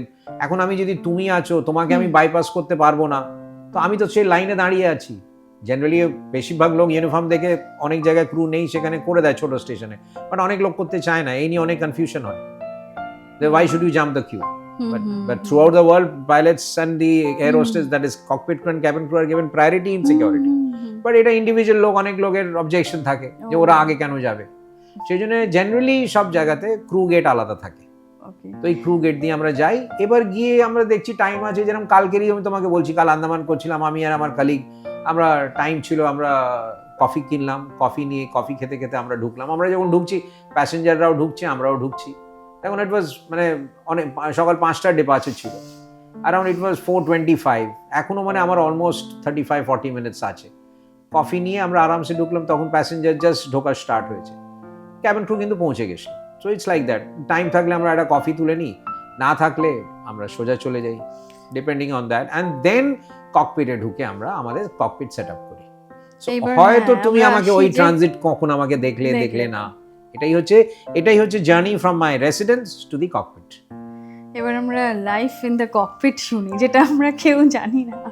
অ্যাকচুয়ালি এইটা হ্যাঁ, সেটার সেটা মধ্যে- কেউই জানে না। এবার ককপিটের কি জীবন, কি হয়, একটু কত বড় জায়গা বা কত ছোট জায়গা, কি বলবো? অনেক বড় জায়গা, অনেক মানে শান্তি। কিভাবে আমাদের নিজেদের তোমরা অফিস, হ্যাঁ তোমাদের অফিস আমাদের অফিস অফিস শুরু হলো। 35,000 ফিট। ফিট অ্যাবাভ, হ্যাঁ। আমি একটা তোমার তোমরা একটু অন্য টপিকে হ্যাঁ, কথা হ্যাঁ, গল্প please, বলতে please, চাই। please। আমি একবার অনেক বছর আগে একটা ক্রেডিট কার্ড অ্যাপ্লাই করেছিলাম। তো যে ভদ্রলোক কার্ডের এ থেকে আমাকে বলছে, স্যার আমি একটু অফিসে আপনার অফিস ভিজিট করব, অফিসে ভিজিট করব, কিছু ডকুমেন্টেশন আছে। তা আমি বললাম, ভাই অফিস নিশ্চয়ই ভিজিট করতে পারো, কিন্তু আমার অফিসটা 35,000 ফিট। ও ভদ্রলোক বুঝতে পারে, ও আমাকে বলছে, স্যার কোথায় অফিসটা বলুন না, আমি তো কলকাতার সব অফিসেই যাই, আপনার অফিস কেন যেতে পারবো না? আমি বললাম, আমার অফিসটা যেতে গেলে ভাই আপনাকে 35,000 ফিটে চড়তে হবে। তো ও তখনও ভদ্রলোক বুঝতে পারছে না। তারপর আমি অনেক করে বোঝাতার পর তখন বললো, স্যার আমি আপনার কার্ড অ্যাপ্রুভ করে দিচ্ছি, ফার্দার আমার এনকোয়ারি করার দরকার নেই, যে হ্যাঁ অনেক হয়েছে আর আমার মাথায় ঢুকছে না, ওখানে কেউ ঢুকতে পারবে না, আমি আপনার কার্ড অ্যাপ্রুভ করে দিচ্ছি। তো এটা একটা আউট অফ টপিক আমি যেটা শেয়ার করলাম। না না, very much related, out of কিছুই না। তো এটা তো একটা এক্সপেরিয়েন্স। ককপিটটা আমাদের ঠাকুর ঘর, একদম আমাদের অফিস, আর এত মানুষের জীবন নিয়ে, এত মানুষের জীবন, সবই লাইফ, উপরবেলার উপরই। আমি একটু ঠাকুর ভক্ত, হ্যাঁ, আমি মা তারার খুব বড় ভক্ত। সেই জন্য আমি প্লেনে ককপিটে ঢুকেই আগে আমার যে মেন পেডেস্টেলে আমি ঠাকুরকে স্মরণ করে, মা তারাকে স্মরণ করে আমি প্রণাম করে যাই। যখন আমরা দের is something known as external checks বলি আমরা, ওয়াক অ্যারাউন্ড বলি আমরা। এয়ারক্রাফটে তুমি দেখেছো হয়তো, অনেক সময় তোমরা দেখবে পাইলটসরা ওই প্রদক্ষিণ করো, যেরকম মন্দিরে তুমি, আমরা প্লেনের চারিপাশে প্রদক্ষিণ করি।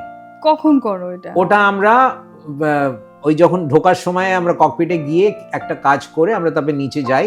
নিচে আমাদের র্যাম্প জ্যাকেট বলে, ওই দেখবে ফ্লোরোসেন্ট জ্যাকেট পরে, ওটা কখনো কোম্পানি জ্যাকেট থাকে, নাহলে কোম্পানি যেটা ইন্ডিভিজুয়াল পাইলটসদের আমাদের ইন্ডিভিজুয়াল জ্যাকেট দেওয়া থাকে, ওই ফ্লোরোসেন্ট জ্যাকেটটা পরে আমরা নিচে যাই। তো আমি নিচে গিয়ে ফার্স্ট হচ্ছে যে চাকার নোজ হুইল যেটা, সেটাকে প্রণাম করে ইঞ্জিন দুটোকে প্রণাম করে প্রদক্ষিণটা করে ওপরে যাই। আর যদি আমি ওটা ওয়াক অ্যারাউন্ড যদি আমি না করছি, আমার কলিগ যদি করছে, আমি ককপিটে গিয়ে মাথার আগে স্মরণ করে প্রণাম করে থার্স্ট লিভার্স, যেটা আমাদের মেন, যেটা তোমাদের ভাষায় অ্যাক্সিলেটর, ওটা আমাদের ভাষায় থার্স্ট লিভার্স, ওটাকে প্রণাম করে ইঞ্জিনের দুটো সুইচ থাকে, ওগুলো প্রণাম করে তারপরে আমি আমার সিটে বসি। আর তখন আমাদের উপরে সিট বেল্ট বাঁধানো শেখানো হয়। হ্যাঁ, যখন তোমাদের অ্যানাউন্সমেন্ট হচ্ছে তোমাদের তখন সিট বেল্ট, তখন আসল কাজে তখন না মেইন যে তখন ওই সময় তোমার ব্রিফিংটা হয় না, ব্রিফিংটা দরজা বন্ধ হয়ে অনেক সময় হয়ে যাওয়ার আগেও যদি খালি থাকে ওরা করে দেয়, অনেক সময় দরজা বন্ধ হওয়ার পরেও হয়। তো এবার আমরা গিয়ে ককপিট সেটআপ যেটাকে বলি আমরা, দুটো পাইলট, দুটো ডিফারেন্ট কাজ, একটাকে হয় পাইলট ফ্লাইং, একটা হয় পাইলট মনিটরিং। আচ্ছা, হোয়াট ইজ পাইলট ফ্লাইং? যে আজকে একজন ফ্লাই করবে, একজন pilot non flying, which is a pilot monitoring কাজ। দুজনেই তো ফ্লাইং করবে না, তো সেই জন্য একজন ফ্লাইং করবে, একজন পাইলট নন মনিটরিং কাজ, যেগুলো তোমার অনেক রকম নন ফ্লাইং কাজ আছে, পেপার ওয়ার্ক আছে, ওয়েদার নেওয়ার আছে, তোমার ক্যালকুলেশনস আছে, ডকুমেন্টেশন আছে। তো এগুলো হচ্ছে নন ফ্লাইং কাজ থ্রু আউট। আর যে ফ্লাইং করছে সে শুধু ফ্লাইং করবে। আচ্ছা, তো সেই জন্য দুজনের কাজ ভাগ করা থাকে। কে আজকে আমি ফ্লাইং করব, তো তুমি নন ফ্লাইং কাজ করবে, কালকে তুমি ফ্লাইং করবে, তো আমি নন ফ্লাইং কাজ করব। তো সেটা আমরা ককপিট সেট আপ করে নিলাম, আমরা ডিসাইড করে নিয়েছি কে ফ্লাই করবে না করবে, আমরা ওইখানে বসলাম। বাট দুজনেই পাইলটই হয় দাদা, মানে দুজনেই পাইলট, দুজনেই equally qualified. The only difference is it's the amount of flying hours and differences. একজন সিনিয়র, একজন জুনিয়র, ইকুয়ালি কোয়ালিফাইড। আজকে ভগবান না করুক, আজকে সিনিয়রের যদি শরীর খারাপ হয়, কিছু ইনক্যাপাসিটেশন আমরা বলি, কিছু যদি হয়, তো junior is fully equipped, fully trained to handle the emergency situation, emergency also. আজকে যদি ধরো সিনিয়রের কিছু হলো, আর একটা তারপর সিনিয়র ডিউ হেলথ রিজনস হয়তো কোল্যাপস করে গেল, হতেই পারে। এবার জুনিয়র একটা, তখন একটা ফায়ার সিচুয়েশন যদি হয়, junior is qualified and equipped to handle the fire situation. ও এমার্জেন্সি ডিক্লেয়ার করবে, ফ্লাইং করবে, এয়ারক্রাফট নামিয়ে দেবে। He is equally qualified. The by virtue of age and experience, ওর একজনের কম, একজনের বেশি, but both are qualified to fly the aircraft, both are qualified to handle the situation. Co-pilot কথাটাও বলা হয় না, ওই it's a colloquial term, it's a colloquial term, it's not আমাদের অফিশিয়াল টার্ম নয়, it's a colloquial term. It is just the person who's less experienced, who's got a less category license, that is about. But qualification wise, by handling the situation wise, both are equipped, both are equally qualified. এরকম নয়, ধরো আজকে আমি তোমাদের শোতেই বলছি, যেরকম আমার ছেলেও পাইলট, আমার ছেলে ইজ, তোমাদের ভাষাতে is a co-pilot, he flies for Qatar Airways. তো আজকে আমার ছেলে is qualified enough, Qatar Airways ওকে এতটাই ট্রেনিং দিয়েছে যে ওর যে সিনিয়র বসে আছে, যার ধরে নাও 20,000 ঘন্টা এক্সপিরিয়েন্স, আমার ছেলেরা এই মুহূর্তে 600-700 ঘন্টা এক্সপিরিয়েন্স। সো ওই 20,000 ঘন্টা এক্সপিরিয়েন্স আর আমার ছেলে 600-700 ঘন্টা এক্সপিরিয়েন্স, আমার ছেলেও হ্যান্ডেল করতে পারবে, উনিও হ্যান্ডেল করতে পারবে, both are equally qualified. But experience লেভেলটা উঁচু নিচু। বয়স ওনার, ও সবে জয়েন করেছে, উনি হয়তো 10 বছর আগে জয়েন করেছে, কি 15 বছর আগে জয়েন করেছে। তো এক্সপিরিয়েন্স ওয়াইজ দুজনের এক্সপিরিয়েন্সটা শুধু কম, but emergency handling, training, qualification, licensing, ওর কাছে এই লাইসেন্সটা আছে মানে ওর কাছে এটা নেই, এটা হতে পারে না। ওর কাছে ফ্লাইং এর একটা হায়ার ক্যাটাগরি লাইসেন্স আছে, ওর কাছে একটা ফ্লাইং এর লো ক্যাটাগরি লাইসেন্স। অনেক সময় হয় কি হাই ক্যাটাগরি লাইসেন্স দুজনের কাছেই আছে, বাট একজনের এক্সপিরিয়েন্সটা কম আছে। তো এইটাই ডিফারেন্স হয়। বাট কোয়ালিফাইড দুজনেই, দুজন হোক কি চারজন, আলট্রা লং এ চারজন হলো, all have got the equal responsibility, সবাই ডিভাইড করা থাকে। চারজন যখন হয়, দুজন ফ্লাই করে, দুজন রেস্ট করে। এবার তুমি বলতে পারবে রেস্ট করে, রেস্ট কি করে করছে? অফিসিয়ালি অ্যালাউড টু রেস্ট, আমাদের বাঙ্কার আছে। আমাদের লং হল এয়ারক্রাফট যেগুলো, আলট্রা লং এ যেগুলো আছে, ওখানে বাঙ্কার আছে প্রপার, ওখানে বেড আছে, বালিশ আছে, চাদর আছে, কম্বল আছে। আমরা ইউনিফর্ম খুলে আমাদের নিজেদের সিভিজে গিয়ে আমরা we can take rest, control rest বলি আমরা, যেখানে তোমার বাঙ্কার্স নেই। আমি যে এয়ারক্রাফট ফ্লাই করি ওখানে বাঙ্কার নেই, আমি 320 ফ্যামিলি ফ্লাই করি, 319, 320, 321, ওখানে বাঙ্কার নেই, বাট কন্ট্রোল রেস্ট। আমরা দুজন কালিগরা মিলে আমি একটু হয়তো ছোট একটা ন্যাপ নিলাম, ও এগুলো control officially allowed to take rest. বাহ, লোকে মানে এটা না ভাবে যে ও ঘুমোচ্ছে দুজনে, এটা হয় না কখনো, এটা কখনো হয় না। চারজনের সময় দুজন বসে আছে, দুজনের সময় দুজন বসেই আছে, কিন্তু একটু হয়তো রিল্যাক্স হলো, আমি একটু একটু একটু সিটটা রিল্যাক্স করলাম। লং হল, আমাদেরও লং করি আমরা 6 ঘন্টা 5 ঘন্টা, সো সেখানে একটু রেস্ট দরকার হয়। আমরা ককপিটের তোমার কথাতে আবার ফিরে আসি। তুমি ধরো বলছিলেন যে লেফট অ্যান্ড রাইটের কথা বলছিলে, যে তোমাদের একজন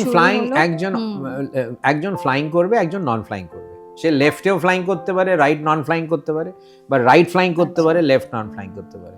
এটা একটু ডিপ টেকনিক্যাল, সেটা আমি যাচ্ছি না ফর তোমার দর্শকদের জন্য, but for layman point of view, for general awareness এর জন্য বোথ আর কোয়ালিফাইড। যে লেফটে ফ্লাই করছে, যে রাইটে বসছে সে ফ্লাইং করছে এরম নয়, যে রাইটে ফ্লাইং করছে লেফট ফ্লাইং করতে পারে না সেরম নয়। দুজনেই দুটো সিট থেকেই কোয়ালিফাইড টু ফ্লাই। তো এবার সিস্টেমস যেগুলো থাকে, ধরো লেফটের কাছে যে ইনস্ট্রুমেন্ট প্যানেলস আছে, রাইটেও সেম প্যানেল আছে। এখানে কোনো ক্রস নেই যে আমি রাইটে বসে আমি আমার কাছে এটা নেই আমি ওর দিকে দেখবো, বা ও লেফটে বসে আমার দিকে দেখবে ইনস্ট্রুমেন্ট, এরকম কিছু নয়। ওর কাছে যে ইনস্ট্রুমেন্টসগুলো আছে সেম ইনস্ট্রুমেন্টসগুলো আমার কাছে আছে। Because critical phase of flight, take অফে, ল্যান্ডিংয়ে আমি তো এদিক ওদিক দেখবো না, ও আমি আমারটা দেখবো, ও ওরটা দেখবে। তো দুজনে আমরা ওই হিসেবে আমরা ফ্লাই করি।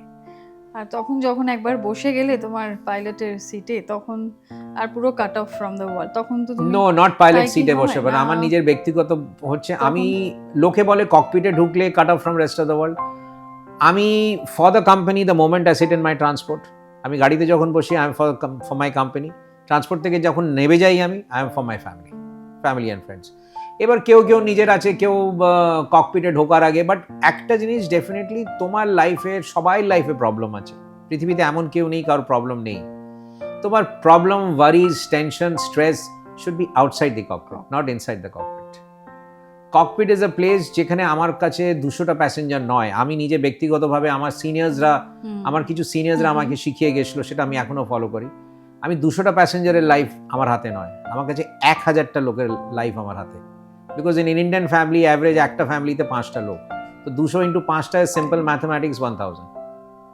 সো আমার মনে করি যেটা আমার সিনিয়র্সরা, আমার ইনস্ট্রাক্টরসরা, আমার ট্রেনার্সরা আমাকে যেটা আমার শিখিয়েছেন, আমার গুরুরা, যে সবসময় আমাদের একজন মানে খুব বিখ্যাত ক্যাপ্টেন ছিলেন, মারা গেছেন আমার গুরু, মানে এয়ারলাইন ইন্ডাস্ট্রিতে মনে হয় না কেউ ওনাকে চেনে না, সেটা হচ্ছে ক্যাপ্টেন বি.আর. বর্ধন। আচ্ছা, তো ক্যাপ্টেন বি.আর. বর্ধন আমার গুরু ইন্ডিয়ান এয়ারলাইন্সে। উনি আমাকে হাতে খড়ি 320 এয়ারবাস 320 কি করে ফ্লাই করতে, উনি মাটিতে বসে আমাকে ফ্লাই করা শিখিয়েছে। তো ওনার থেকে উনিও আমাকে বলেছিলেন, ওনার থেকেও আগে আমাকে একজন বলেছিলেন যে তোর কাছে 100টা প্যাসেঞ্জার নয়, তোর কাছে 500টা, 100 into 5। পরে আমি যখন 200টা, এখন 250, কখনো তো এখন ধরে নাও এখনো অনেক এয়ারক্রাফটে আমি এমনও নিয়ে গেছি 230, 240, মাল্টিপ্লাই বাই 5, 1100, 1200 আমার ইজ মাই টার্গেট। আমি অতজনের লাইফ আমার responsible. So all my worry, tension, stress যা আছে দরজার বাইরে। বা ফর দ্যাট ম্যাটার, আমি তো বাড়ি যেই বসে যাই, আমি গাড়িতে বসে গেলাম, I am for my company, গাড়ি থেকে যখন ফিরে এলাম I am for my family and friends. ওই ককপিটের ভেতরে স্ট্রেস টেনশন নিয়ে গেলে তুমি কোনো দিন তুমি মানে পিসফুলি ফ্লাইং করতে পারবে না। সব বাইরের কাছে সব রকম প্রবলেম আছে, problem should be outside the cockpit, because it's very মানে আনসেফ এনভায়রনমেন্ট হয়ে যাবে যদি আমি আমার স্ট্রেস নিয়ে ওখানে গিয়ে বসি। বিকজ ওখানে একটা স্ট্রেসফুল এনভায়রনমেন্ট, আমাদের থেকে বেশি স্ট্রেসফুল হয় এয়ার ট্রাফিক কন্ট্রোলার্সের। আমার কাছে ওয়েদার আছে, আমার কাছে ব্যাড ওয়েদার হতে পারে, আমার কাছে এমার্জেন্সিজ হতে পারে, আমার কাছে ইঞ্জিন ফেলিয়ার হতে পারে, any sort of emergency can happen. So I should be also, what I feel is I should be also well rested. ওই 2 ঘন্টা 3 ঘন্টা শুয়ে ফ্লাই করা is not possible. At least you should be rested 6 to 7 hours before a flight. আমি morning flight করতে ভালোবাসি, early morning flight, love to do early morning flights. আমার রস্টারও জানে যে এই লোকটাকে আমি সবসময় আর্লি মর্নিংয়ে পাবো, তার জন্য I am in bed by 8 at 8:30। আমার পাড়ার আড্ডা হোক, আমার কোনো ওকেশন হোক, আমি সেদিন হয়তো করি না, কেন আমার পরের দিন ভোরবেলা ফ্লাইট করতে হবে। এসে আমি আড্ডা মারবো, এসে আমি আমার ফ্যামিলিকে টাইম দেবো, এসে আমি আমার বন্ধুদের সাথে ঘুরতে যাবো, আমার কিছু প্যাশনস আছে, I go for long drives and all this things, আমি গার্ডেনিং করি, তো ওইসব আমি এসে করবো। আমার ফ্লাইটের আগে I need at least 6 to 7 hours of proper rest, sleep. So এইটা আমি খুব সবাইকে বলি, ফর দ্য নেক্সট জেনারেশনে যারা পাইলটস কেউ যদি আসতে চায় তাদেরও বলবো, rest is very important, stress and tension should be behind the cockpit. Extremely serious profession and same time extremely interesting. এবং you're dealing with lives actually, মানে তাই হচ্ছে না ব্যাপারটা, dealing with humans lives every day. And Yes, every life single is flight, there. মানে I do agree. seriousnessটা একদমই অন্যরকম কিন্তু, মানে no less than a doctor, no less than a medical profession, তাই না বলো?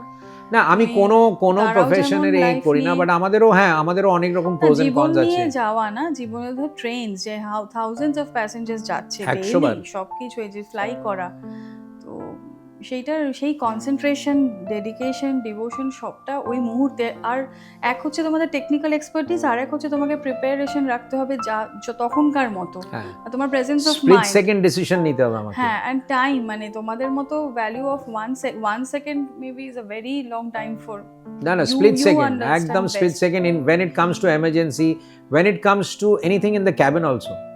মেডিকেল এমার্জেন্সি যেটা আমাদের হয় অনেক সময়, আমার সাথে হয়েছে, অনেকবার হয়েছে, একবার নয়, এত বছরের তোমার এক্সপিরিয়েন্স। কোনো এমার্জেন্সি ল্যান্ডিং হয়েছে? হ্যাঁ হয়েছে, ইট ইজ এ রুটিন, করতে তো হবে? রুটিন হয় না, এমার্জেন্সি ল্যান্ডিং, ইঞ্জিন ফেল হয়েছে, মেডিকেল এমার্জেন্সি হয়েছে, medical emergency heart attack on board প্যাসেঞ্জারের, luckily the gentleman survived. But আগে তো আমি জানি না যে ভদ্রলোকের কি হবে। অবশ্যই। যখন ডিক্লেয়ার হয়েছে, অনবোর্ড ডক্টরও ছিল, ডক্টরও সিমটমস দেখে বলে দিয়েছে, ক্যাবিন ক্রু এসে আমাদের বলেছে, উই ইনিশিয়েটেড আ ডাইভার্সন। আমি করছিলাম ফ্রম দুবাই থেকে হায়দ্রাবাদ যাচ্ছিলাম আমি, তো ডাইভার্ট করেছিলাম মাস্কাটে। এবার ধরে নাও সেম জিনিসটা আমি যদি মাস্কাট থেকে ক্রস করে যেতাম, আমি যদি আরেবিয়ান সির মাঝখানে থাকতাম, তখন সিচুয়েশনটা ভাবো কি হতো। এটা তো I was very close two Muscat, যে আমি ইমিডিয়েটলি মাস্কাটে ডাইভার্ট করেছি। এই ডিসিশনটা কে নেয় দাদা? এই ডিসিশনটা আমাদের নিতে হয়, পাইলটসরা, আমরা, ইটস এ টিম ওয়ার্ক, দুজনে মিলে নেব তখন আমরা। তুমি এটিসি এটা কোথায় আসে, যে তোমার ওটা কোথায় দেখতে পাও? ওটা মানে আমাদের কাছে তোমরা কোনো আমি তো ground জানি, থেকে দেখো কোনো আমাদের পড়াশোনার মধ্যে আরেকটা জিনিস হচ্ছে geography. I should know the topography. আমি যদি ধরো এখান থেকে আমি সিঙ্গাপুর যাচ্ছি, তো আমি যদি সিঙ্গাপুর কলকাতা থেকে যাচ্ছি, আমি তো ব্যাংকক ডাইভার্ট করবো না, কারণ আমি তো আমার রুটটা আমি জানি, আমি জিওগ্রাফিটাকে আমাকে জানতে হবে, আমি কোথায় যাচ্ছি আমি। সো ওইটা আমার মাথায় আছে। আমি যখন হায়দ্রাবাদ যাচ্ছি দুবাই থেকে, তো আমি জানি আমার মোটামুটি মাথায় আমার রুটটা আছে, আমি তো করাচি ডাইভার্ট করবো না। হ্যাঁ, আমি যদি দুবাই থেকে দিল্লির দিকে যাচ্ছি, তখন আমার এক কলিগ, আমাদের এয়ার ইন্ডিয়ার এক কলিগ করেছিল রাত্রিবেলা, উনি করাচি ডাইভার্ট করেছিল, because Karachi was the nearest airport and they are very sweet. Medical এমার্জেন্সিতে ডোন্ট থিঙ্ক কি আজকে পাকিস্তান এয়ারস্পেস বন্ধ বলে, when it comes to medical emergency, of course তখন এয়ারস্পেস খোলা ছিল, ওটা besides the point, but they were very helpful, they were very cooperative. Medical emergency হয়েছিল আমার এক সিনিয়র কলিগের।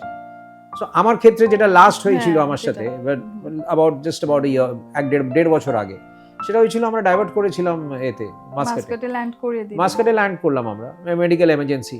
কিন্তু সেটাই যদি সেম, আমি তোমায় বলছি, যদি আমি মিডল অফ দি ওশান হতাম অ্যারেবিয়ান সির কাছে, তুমি সিচুয়েশনটা ভাবো। আরো আমাকে তখন ক্যালকুলেট করতে হবে, আমার কাছে বরোদা কাছে, না ভুজ কাছে, না বম্বে কাছে, না গোয়া কাছে, না মাস্কাট কাছে, না সালালা কাছে। সো আমাকে জানতে হবে আমি তখন নাইরোবি কাছে। আমি কেন মাথায় আসবে নাইরোবি? বিকজ আমি জানি নাইরোবি, আমার জিওগ্রাফি বলছে নাইরোবি অনেক দূরে, একটা অন্য কন্টিনেন্টে আমাকে ঢুকতে হবে। আমি সেই জন্য আমাকে টোপোগ্রাফিটা আমাকে জানতে হবে, আমি কোন রুটে যাচ্ছি, কিভাবে।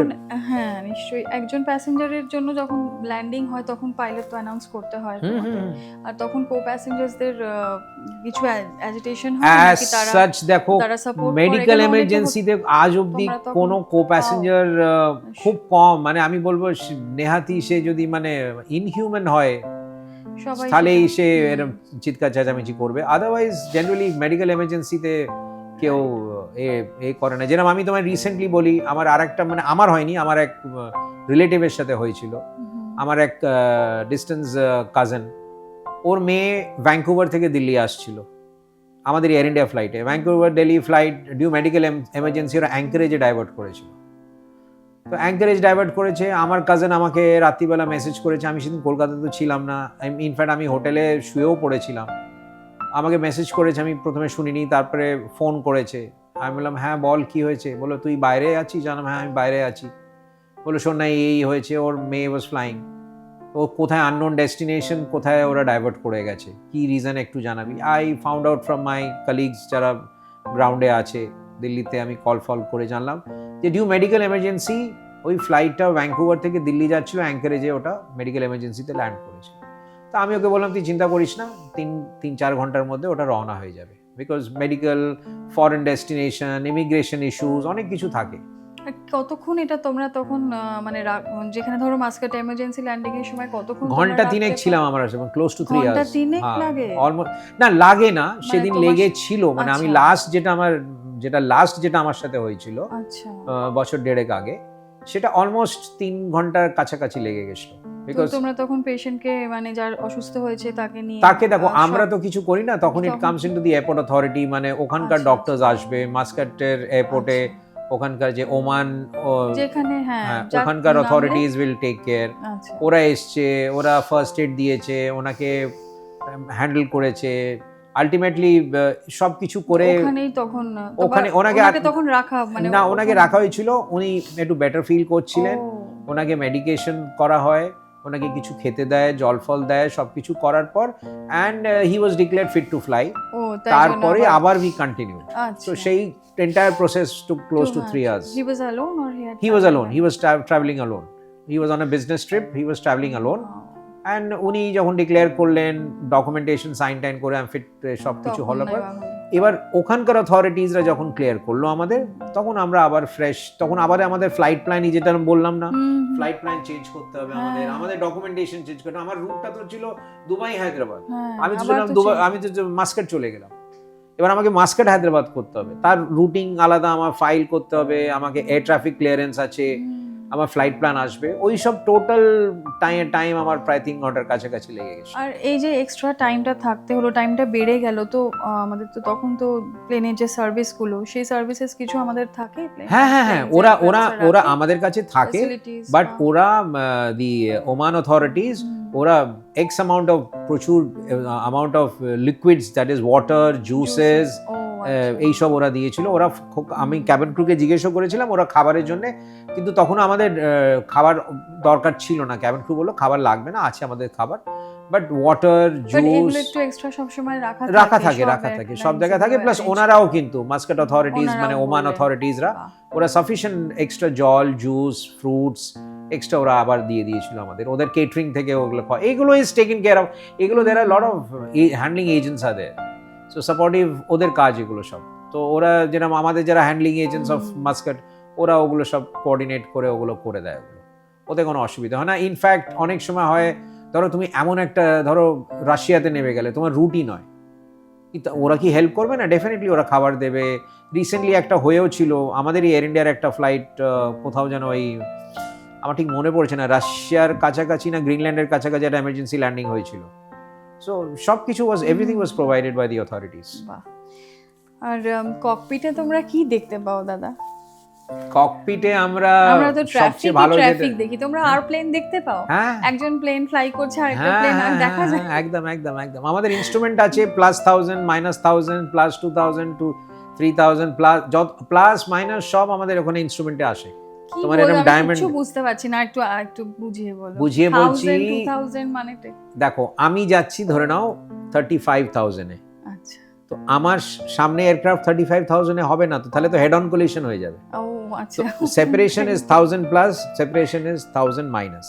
ও দেখলে এবার বুঝতে পারলাম। তো এবার হ্যাঁ, সরি মাই মিস্টেক।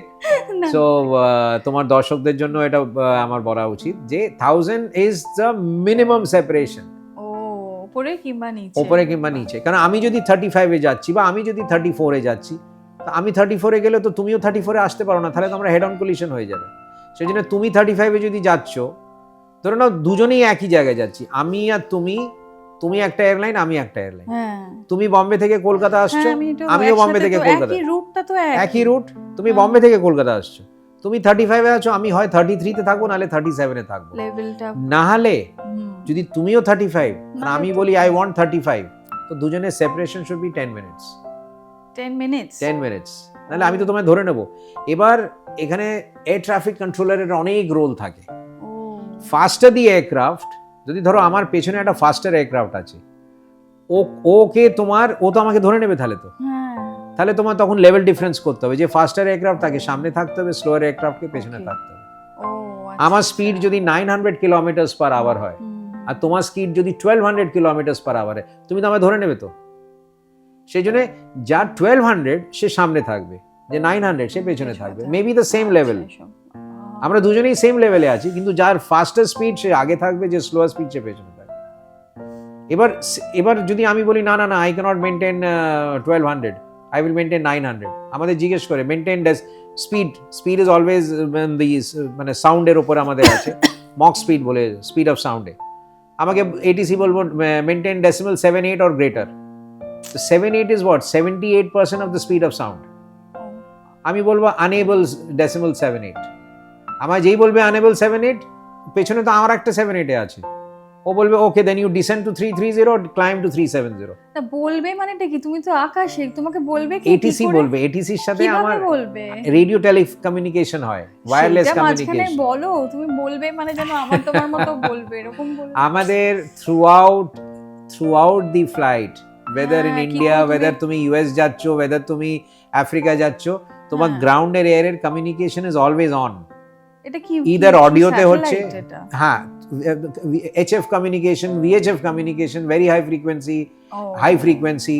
তারপরে there is রেডিওতে something known as বলছে। CPDLC আমাদের আজকের ল্যাঙ্গুয়েজে। CPDL তুমি ডেটা তুমি ট্রান্সমিট করবে, তুমি ট্রান্সমিট করে দিলে আমি পজিশন কলকাতার উপরে তুমি যদি আছো, তুমি কলকাতায় আছো, এই এত টাইমে আছো, ও, এই হাইটে আছো।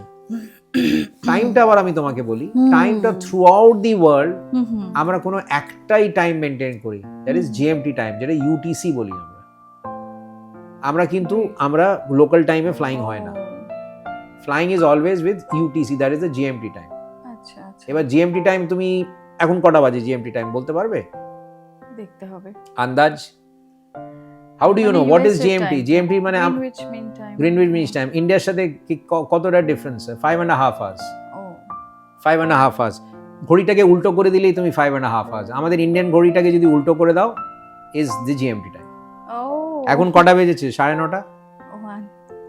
তাহলে তোমার তুমি দেখো এটা 4টে বাজে, 10, 4টে বাজে, 4টে বাজে 10। 4টে বাজে। ঘড়িটা উল্টো করে দিলে হচ্ছে ইউটিসি টাইম। এটা ইন্ডিয়ানদের জন্য very easy to find out what is GMT time. এখন তোমার ঘড়িটা এখন 9:20, তুমি ওটাকে উল্টো করে দাও, 4টে বাজে 10। So that is my GMT time. So তো ওই GMT time is timing-টা- calculated Okay. all over the world. Okay. All over the world. Whether তুমি টিম্বাকটুতে ফ্লাই করো, কি ইথিওপিয়াতে ফ্লাই করো, কি অ্যান্টার্কটিকাতে যেখানেই ফ্লাই থাকো, করো, ইন্ডিয়াতে flying time is always measured in GMT time. So ও তোমায় বলবে মেনটেন ডেসিমাল 7-8 টিল 0900, মানে 9টা অবধি তোমাকে এই টাইম মেনটেন করতে হবে, এই স্পিড। আমি বলবো আনএবল টু মেনটেন ডেসিমাল 7-8। তখন ও তোমাকে বলবে ও তোমাকে অপশন দেবে ইদার ক্লাইম অর ডিসেন্ট। ওই রেডিওতে আসছে, ওই এইটা তোমার আমাদের তখন। রেডিও কমিউনিকেশনে আসছে। আচ্ছা, আমার কল সাইনে যাবে, আমাকে বলবে এয়ার ইন্ডিয়া 111 ধরো, যেটা তোমার flight তুমি number। যেটা তুমি যেটা খুব ফ্লাই করেছো, যেটা তুমি নিউ ইয়র্ক ফ্লাইট, আমি তোমারই এক্সাম্পল বলছি। ওকে, তোমার দিল্লি নিউ ইয়র্ক 111, তো দিল্লি নিউ ইয়র্ক 111 তোমাকে আঙ্কারা তোমাকে বললো air India 111 climb and maintain 370, তো তুমি বলবে আনএবল 370। আনএবল 370 মানে আমি 370 মেনটেন করতে পারবো না। তুমি অনেক রিজন, ও বলবে রিকোয়েস্ট রিজন, তুমি বলবে ডিউ পারফরমেন্স মানে কি? আই এম ভেরি হেভি, আমি মানে হেভি, আমি aircraft ক্লাইম এ- করতে পারবো না। ও, ও তখন বলবে ইউ ডিসেন্ড টু 330, তো আমি তখন বলবো ডিসেন্ড ডাউন টু 330, মানে 33,000 এ ডিসেন্ড করো and maintain decimal 7-9 or greater। তার মানে 79% of the 0.79% of the speed of sound or greater। তুমি বলবে আনএবল ডেসিমাল 7-9 or greater। তখন তোমাকে ওরা সিকোয়েন্সিং করাবে। যদি ওর পেছনে যদি একটা ফাস্টার এয়ারক্রাফট আসছে, কেউ ডেসিমাল 84 করছে, আচ্ছা, মানে 0.84 মানে 0.48 স্পিড অফ সাউন্ড, ও তো ধরে নেবে তোমাকে। ও 84 এ আছে, তুমি 79 এ আছো, ও তো তোমায় ক্যাচ আপ করে নেবে সেম হাইটে। তখন তো তুমি পেছন দিকে হিট, সেই জন্য ও পেছনকে স্পিড পেছন 84 থেকে 79 অনেকটা ড্রাস্টিক চেঞ্জ, সেটা হয় না জেনারেলি। ওকে 84 এ দেবে, তোমাকে লেভেল ক্লাইম বা ডিসেন্ড দেবে। এটা এটিসি ওই বলবে। ডিসটেন্স গুলো মেইনটেইন করতে এইগুলো হবে, এয়ার ট্রাফিক ওগুলো, কন্ট্রোলের নাহলে তো কাজ। হবে না। এগুলো হ্যাঁ। তোমার এই পয়েন্টে এত টাইমে ক্রস করতে হবে, তোমায় এই স্পিডে করতে হবে। হুম, হুম, হুম। আমাদের এটাকে ওয়্যারলেস টেলিফোনই, যেটা এটাকে আরটি কমিউনিকেশন বলি, রেডিও টেলিকমিউনিকেশন, এটা আমরা মাইক দিয়ে করি। প্লাস অ্যাডভান্সমেন্ট এসে গেছে তোমার সিপিডিএলসি তোমার বলি আমরা, যেটা তোমার ওই ডেটা আমরা টাইপ করে পাঠাই আমাদের কম্পিউটারে। তুমি ও এই যে কনভারসেশন যেটা আমি তোমায় বলছি আনএবল 79 আনএবল 80 এগুলো সব টাইপ করে দেবে তুমি। তো আমাদের এখানে যেগুলো ইউরোপ করি, আমাদের ইন্ডিয়াতে সিবিডিএলসি হয় না, আমাদের সব ইন্টারন্যাশনালের হয় বেসিক্যালি। তো এইভাবে কত তোমার কি মাথায় রাখতে হয়, তোমরা কত পড়াশোনা, বাপরে বাপ কত পড়াশোনা এগুলো করছো। অ্যাওয়ারনেস, তোমার এগুলো পুরো তোমাকে science, অ্যাওয়ারনেস। আমার পেছনে কি পড়াশোনাও হ্যাঁ plus পড়াশোনা তো করতে হয়, পড়াশোনা ওই যে তোমার প্রত্যেক রেগুলার আমাদের কি হয়, আমাদের চাকরিতে তোমার যেটা বললাম প্রথমে, আমাদের রিফ্রেশার কোর্স হয়, হ্যাঁ, আমাদের ক্লাসেস হয়, এক্সামস হয়, এগুলোর থ্রু আউট দি ইয়ার কিছু না কিছু লেগে থাকে। ফ্লাইং তো করছি, ফ্লাইং এর ছাড়াও মানে কোম্পানির যে ট্রেনিং ডিপার্টমেন্ট হয়, একটা রস্টার হয় যারা আমাদের ফ্লাইট শিডিউল গুলো বানায়, এবার একটা ট্রেনিং ডিপার্টমেন্ট আছে। আচ্ছা ট্রেনিং ডিপার্টমেন্ট দেখবে যে অভিষেক মুখার্জি লাইসেন্স কবে ভ্যালিড আছে, ট্রেনিং ডিপার্টমেন্ট চলবে রুট চেক, যেরকম আমার রুট চেক আছে এই মাসের 8 তুমি বলবে what is route check? Route check is annual route check, মানে একটা রুটে আমি প্রত্যেক বছর আমার একটা টেস্ট হবে। আচ্ছা আমার 18 তারিখে একটা রুট চেক আছে, আচ্ছা আমি 18 তারিখে করব ব্যাঙ্গালোর উদয়পুর, উদয়পুর ব্যাঙ্গালোর। তো ব্যাঙ্গালোর উদয়পুর, উদয়পুর ব্যাঙ্গালোর অলরেডি ওরা 18 তারিখে আমার জন্য প্ল্যান করে রেখেছে যে আমার অ্যানুয়াল রুট চেক হবে। ওই রুট চেকে আমার সাথে একজন ট্রেনার থাকবে, একজন ইনস্ট্রাক্টর থাকবে, ও আমার পরীক্ষা নেবে। আমার রুটে তুমি কিন্তু অ্যাজ এ প্যাসেঞ্জার ব্যাগ নিয়ে গিয়ে বসছো, কিন্তু ককপিটে পরীক্ষা হচ্ছে আমার। ও এখনো মানে এখনো প্রত্যেক বছরে অ্যানুয়াল রুট চেক, আমি weather I will either pass or fail. আমি যদি আপ টু দ্য, উনি আমায় 4টে প্রশ্ন করলে আমি যদি 4টেই উত্তর না দিতে পারি, তাহলে আমি কি পড়াশোনা করেছি? আমি আপ টু ডেট নয়। উনি আমাকে But the trainer is a pilot? trainer is a pilot, he's a qualified instructor. Oh, okay. He's a pilot. A trainer has to be a pilot. তো পাইলট হয়তো রিটায়ারমেন্টের পরে না রিটায়ারমেন্ট নয়, serving যে সার্ভিস, হ্যাঁ ইনস্ট্রাক্টরস, Oh. এক্সামিনার্স, যেরকম আমাদের ক্যাটাগরিজ অফ ট্রেনার্স। মানে তুমিও এরকম না হও হ্যাঁ বা তুমি ট্রেনার হতে পারো, আচ্ছা ট্রেনার হতে পারো। যে ট্রেনার হয় তারা এইসব টেস্টগুলো নেয়, যারা ট্রেনার হয় তারা। আমার যিনি ট্রেনার, আমার যিনি 18 তারিখে নেবেন পরীক্ষা, আমি ব্যাঙ্গালোর টু উদয়পুর, উদয়পুর টু ব্যাঙ্গালোর করে আমি কলকাতা সেদিন ফিরব। সেদিন আমার ওই রুটে ওরা রুট চেক প্ল্যান করেছে। এবার রুট চেক এটাও রস্টারের ওপর, ওরা আমাকে ডোমেস্টিকও করতে পারে, ওরা আমাকে ইন্টারন্যাশনালে করতে পারে, ওরা আমাকে কলকাতা আগরতলা ওটাতেও করতে পারে। এটাও রস্টারের ওপর, কোন রুটে কার সাথে করছে, তো সেইভাবে ওরা আমাদের এগুলো পরীক্ষাগুলো হয়। দাদা তোমার ফার্স্ট ফ্লাইং এক্সপিরিয়েন্স কিরকম, মানে কবে হয়েছিল আর কোথায়, রুটটা কি ছিল? আমার ফার্স্ট ফ্লাইং হয়েছিল আমি যখন, মানে তুমি কি মানে অ্যাজ এ প্যাসেঞ্জার হিসেবে বলছো না এয়ারক্রাফটে? অ্যাজ এ পাইলট হিসেবে আমি ইন্দোর টু ভোপাল করেছিলাম। আমি ট্রেনিং এয়ারক্রাফটে যেটা তোমায় বলছিলাম, আমি ইন্দোর জয়েন করেছিলাম। তুমি প্যাসেঞ্জার ফ্লাইট, হ্যাঁ মানে তুমি নিয়ে গেলে, ও আমি যখন আফটার ইউএসএ আচ্ছা তুমি বলছো join as a pilot in the cockpit, ওটা ছিল আমার মাদ্রাজ টু কোচিন। মাদ্রাজ টু কোচিন, হ্যাঁ Chennai to Cochin, short flight, হ্যাঁ Madras to Cochin was my first flight. কেমন ছিল? তোমার সঙ্গে কে ছিল? তো আরেকজন পাইলট, আমার সাথে একজন ফরেনার ছিল, একজন ফরেনার না একজনই ছিল আমার সাথে, একজন ফরেনার ছিল। So he was a Dutch captain, so ওনার সাথে আমার ফার্স্ট ফ্লাইট ছিল। আর ওনারা, আমরা ভাবি যে ও মানে আমাদের এভিয়েশনে যে ওরা খুব মানে ভেরি স্ট্রিক্ট, পড়াশোনা এই ওই, বাট আমার কমফোর্টেবল করে দিয়েছিল উনি আমার ফার্স্ট ফ্লাইটটা। আমি কোনোদিন ভুলবো না। আমাকে বললো, আমাকে আভি বলতো, কেন ওরা তো অভিষেক প্রোনাউন্স করা ওদের জন্য ডিফিকাল্ট। আমাকে বলতো আভি today is your first flight, so just relax, chill, enjoy, মানে আমি কফি খেতে খুব ভালোবাসি, তো enjoy your coffee and just relax and fly. So দুটো সেক্টর ছিল, মাদ্রাজ কোচিন, কোচিন মাদ্রাজ, দুটো সেক্টরই আমি ফ্লাই করেছিলাম। উনি বলেছিলেন you fly both the sectors. It was my first flight as a pilot with passengers on board. কেমন লাগছিল ফার্স্ট দিন? ফার্স্ট দিন তো স্ট্রেস, টেনশন, ঠিক করে টেক অফ করতে পারবো না। টেনশন তো মনেই হচ্ছে না, তুমি তো টেনশনকে একদম পেনশন নিতে পাঠিয়ে দিয়েছো, কারণ তুমি তো একদম মানে দেখো আজকে বলছি তোমাকে এত বছর পর না, প্রথম থেকেই তুমি এরকমই ছিলে। আমি তো মানে মনে হয় একদম, হ্যাঁ আমি মানে স্ট্রেস টেনশনটা আমার মধ্যে অতটা নেই। কাজটা জানি, আমি কাজটা করতে হবে, যতটা পারি আমি করব। আমি ভুলও করতে পারি, ভুল করলে আমি শিখবো। আমি যে অনেক জায়গায় এখনো অনেক জিনিস, কিছুদিন আগেই আমি একটা জিনিস জানতাম না, আমাকে একজন ক্যাপ্টেন ওটা বললো। তো আমরা ফার্স্ট ফ্লাইটটা আগে কোচিংটা শেষ করে নিতে, ফার্স্ট ফ্লাইট কোচিং আমি তখন very young, obviously bachelor, good old days in Madras. আমি ফার্স্ট ফ্লাইট আমাকে যখন কোথায় করব রস্টারকে আমি রোজই জিজ্ঞেস করছি আমি কোথায় করব রস্টারকে। রস্টার বলছে আপনাকে আজ জানাবো, কাল জানাবো। ফাইনালি তখন there was no cell phone those days, there was no email, there was no SMS, WhatsApp, কিছুই ছিল না। তখন আমাদের ওই ডিআর বলতাম আমরা, ডিআর ইজ এ ডেসক্রিপেন্সি রিপোর্ট। একটা অফিসিয়াল একটা নোট আসতো, ট্রান্সপোর্ট পাঠাতো বাড়িতে। তো আমি ম্যাড্রাসে যেখানে থাকতাম সেখানে রাত্রিবেলা একটা ডিআর আসে, ট্রান্সপোর্ট থেকে নিয়ে আসে। তো ট্রান্সপোর্ট এলো, এসে বললো sir DR for you. I was very happy. DR মানে আমি বুঝে গেছি কিছু ফ্লাইট এসছে। রাত্রিবেলা ডিআর আসা মানে discrepancy report is definitely for a flight. নাও হতে পারে, বাট আই থট। তো খুলে দেখলাম যে you are requested to operate flight number so and so, departure so and so, destination so and so. So I was very happy. তো রাত্রিরে তো বলতে পারো মানে ইউজুয়ালি মানে I sleep early for morning flight, but সেদিন ঠিক ঘুম হয়নি এক্সাইটমেন্ট ছিল। হ্যাঁ, ইট ওয়াজ মর্নিং 6 o'clock ডিপার্চার, আমার এখনো মনে আছে। Madras Cochin Madras. Excitement, tension, stress. তারপরে যখন দেখলাম আমার সাথে senior captain is a Dutch captain, আমি তো আগে ম্যানুয়ালস খুললাম, একটু পড়াশোনা রিফ্রেশ করলাম, ওগুলো করে ফোরে still I slept for about 4 odd hours। উঠে আমি অফিস, যেটা আমাদের ডিসপ্যাচ তোমাকে বললাম, মেডিকেল ডিসপ্যাচ, তো ডিসপ্যাচে পৌঁছেছিলাম, অনেক আগে পৌঁছে গেছিলাম সেদিন। ফার্স্ট ফ্লাইটও ছিল, মানে almost 2 hours before the flight I reached. যেখানে তখন আমার যে ডিসপ্যাচে সেই আসেনি, যে ডকুমেন্টস দেবে আমাকে সেই আসেনি, আমি পৌঁছে গেছি। তো অফকোর্স যেটা হয় সবার সাথে ফার্স্ট ফ্লাইটে, এক্সাইটমেন্ট, টেনশন সব রকম থাকে। তারপরে ইউনিফর্ম, সেদিন মানে ইউনিফর্ম পরে ফার্স্ট টাইম ফ্লাই করছি, pilots uniform with passengers on board. এমনি ছবিটা থাকলে দিও প্লিজ আমাকে। ওই ছবিটা নেই, তার কারণ তখনকার দিনে তো ফোন নেই, ক্যামেরা নেই, কিছুই নেই না। সো মানে তখন আর্লি 90s কি ছিল, ওই আমার মনে আছে আমি ক্লাস 10 পাস করার পর আমার বাবা আমাকে একটা ন্যাশনালের ক্যামেরা কিনে দিয়েছিল ঢাকুরিয়াতে একটা স্টুডিও থেকে। That was my first camera. So with ওই 35 তো বোধহয়, হ্যাঁ, ওই রোল লাগিয়ে, আমাদের কোডাকের রোল লাগিয়ে। সো না, ফটো ছিল না তখন, ফটো সেশন হতো না যে ফার্স্ট ফ্লাইট। এখন যেরকম প্রত্যেক নিউ ছেলে, যেরকম আমার ছেলে যেদিন ফার্স্ট ফ্লাইট করে, যেদিন ওর ফার্স্ট সোলো হয়, ওর ফার্স্ট এয়ারলাইন ফ্লাইং হয় কাতারে, ওর মানে ছড়াছড়ি ছবি আছে। মানে আমাদের সময় সব কিছু ছিল না, নেইও। সো অনেক লেটার ইন মাই লাইফ হয়তো ছবি এসছে। ঠিক।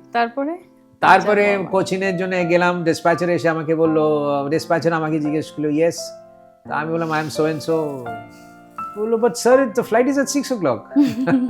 ও এসছে, ভদ্রলোক এসছে অ্যারাউন্ড 5টার সময়। আমি বললাম no today is my first flight. বলে give me some time, I will take some time to prepare the documents. তো ভদ্রলোক পেপার বানালো, ফ্লাইট শিডিউল। তখন আজকালকার মতন এত ডকুমেন্টেশনটাও আলাদা হতো তখনকার দিনে, তখন তো এত প্রিন্টার ছিল না, জাস্ট সব হার্ড কপি দিয়ে দিত আমাদের। তো ওইসব নিলাম। তারপরে ক্যাপ্টেন এলো, ওই যে ডাচ ক্যাপ্টেনটা এলো, এসেই ফার্স্ট থিং আমার এখনো মনে আছে, ফার্স্ট থিং এসে আমাকে he hugged me and he said আভি জাস্ট রিল্যাক্স, বিকজ আমি ওনার সাথে 1-2টা ট্রেনিং ফ্লাইটস করেছিলাম। সো আমাকে বলো আভি জাস্ট রিল্যাক্স, you enjoy the flight and both the sectors are yours. ওখানেই ডিসপ্যাচে বলে দিল both the sectors are yours, মানে আমাদের ভাষায় দুটোই সেক্টর তুমি করবে, যাবা তুমি মাদ্রাস কোচিনও করবে, কোচিন মাদ্রাসও করবে। তা আমি বললাম okay captain, thank you so much, but I বললাম will I be able to perform? বলো you are my student, you bet you will perform. So যেহেতু ওনার সাথে করেছিলাম, that confidence level was there, and my trainer উনি he was my trainer. So ওনার সাথে করলাম and he made my life very comfortable. আমি খুব, এয়ারক্রাফট যখন গ্রাউন্ডে ঘোরে ওটাকে ট্যাক্সি করা বলে, মানে aircraft on ground movement is known as taxi. আমি খুব স্লো ট্যাক্সি করছিলাম, ভেরি স্লো। তো বলো নো নর্মাল ট্যাক্সি, আভি নর্মাল ট্যাক্সি।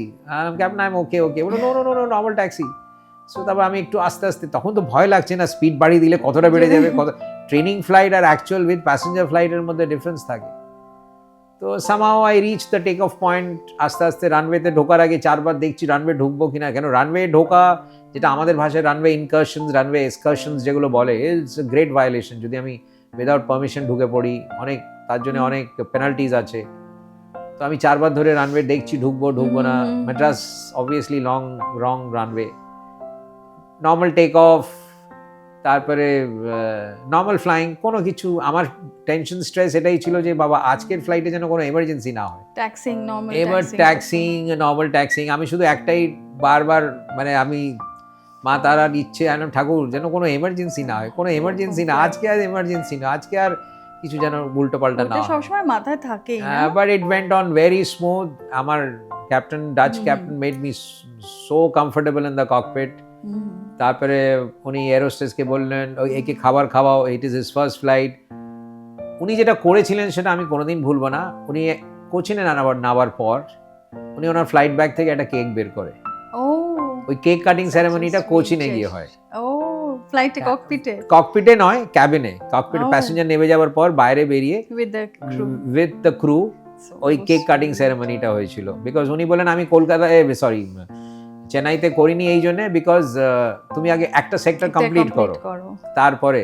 সো উনি হোটেল থেকে নিয়ে এসেছিলেন, উনি হোটেলে থাকতেন মাদ্রাসে, হোটেল থেকে উনি একটা ডিসেন্ট সাইজের একটা কেক নিয়ে এসেছিলেন। তো আর কেকে এরকম 1 ছিল, 1 বেসিক্যালি যেরকম আমরা বাচ্চাদের ফার্স্ট ইয়ার অফ বার্থডেতে 1 থাকে, 1 মানে ফার্স্ট ফ্লাইট। তো সেটা ওই cake cutting ceremony was on board হলো। তারপর উনি আমার গালে ফালে কেক যেরকম ফরেনাররা হয় সেলিব্রেশন আমাকে লাগিয়ে দিয়ে ওই কেকটা নিয়ে উনি আমার ইউনিফর্মে লাগিয়ে দিয়েছেন। সো ওই মেমোরেবল ওই শার্টটা আমার কাছে, ইউনিফর্মের শার্টটা অনেক বছর অমনি ছিল, এখন জানি না ওটা কোথায় আছে। সো ওইটা দ্যাট ওয়াজ। তারপর return flight again he said it's your flight. তারপরে it went very nice, very very I am still grateful. Of course বছর 6-7 আগে ভদ্রলোক মারা গেছেন, আমি খবর পেয়েছিলাম। তো ওনার ওয়াইফকে আমি কন্ডোলেন্স জানিয়েছিলাম। সো বলেওছিলাম যে আমি ওনার স্টুডেন্ট ছিলাম, আমার ফার্স্ট ফ্লাইট ওনার সাথে করেছিলাম। সো 6 to 7 কোভিডের একটু আগে ভদ্রলোক মারা গেছিলেন। So that's was my first flight, Madras Cochin Madras. কি সুন্দর জেস্চার একটা তোমার। হ্যাঁ, আমি যেটা I was very touched with the cake যেটা উনি নিয়ে এসেছিলেন, সেটা আমি তো বুঝতে পারিনি, ওটা তো ল্যান্ড করার পর প্রথম ফ্লাইট। আমি আরেকটা যেটা সবচেয়ে most important thing, first flight বাড়ির বাইরে, বাবা নেই, মা নেই, বোন নেই, কেউ নেই, মানে সবাই থেকে দূরে আমি এক ফার্স্ট ফ্লাইট নিবারের একটা মা বাবার ইচ্ছে। আমার বোন বলেছিল দাদাকে অ্যাজ আ পাইলট দেখবো, সেটা সেই দিনটা আমি কিন্তু বাড়ির বাইরে। আর ওই ভদ্রলোক জিনিসটা আমার খুব মেমোরেবল করে দিয়েছিল। তার আমার কাছে সত্যি কোনো ফটো নেই, বিকজ ওটা যদি আজকের দিনের হতো হয়তো ভিডিও, রিলস, অনেক কিছু হতো, কিন্তু কিছুই নেই। শুধু আমার শুধু এখানেই আমার আছে জিনিসটা, ফ্রেশ ইন মাই মেমরি। আর আমরাও তার একটু স্বাদ পেলাম আর কি, তোমার এই সুন্দর একটা মেমোরেবল এক্সপিরিয়েন্স। তুমি একবার আমায় গল্পের ছলে একবার বলেছিলে একটা জায়গায় দেখা হয়েছিল যে 26শে ডিসেম্বর আমাদের যখন সুনামি ডেটটা যে বছর হয়, তুমি তখন ফ্লাই করছিলে। কারেক্ট না? একদম। সেইটা নিয়ে তোমার কি অভিজ্ঞতা ছিল? তুমি তখন নেবে শুনলে যে সুনামি হয়েছে। ইন্ডিয়ার পপুলেশনের আমার ডাউট কি 5-10% লোক জানতো না হোয়াট ইজ সুনামি। না, আমরা তো হওয়ার পর তখন সবাই শুনি। 26শে ডিসেম্বর 2004 ওয়াজ সুনামি।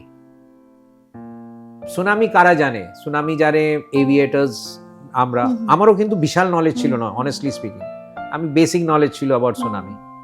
যারা ওশেনোগ্রাফি নিয়ে পড়াশোনা করে, মারিনের কাজ করে, মার্চেন্ট নেভি, তারপরে সি এক্সপ্লোরেশন, এইসবে যারা কানেক্টেড তারাই জানে হোয়াট ইজ সুনামি। ইন্ডিয়ার 10% পপুলেশন জানতো না, সবাই জেনেছে কিন্তু on 26 December 2004।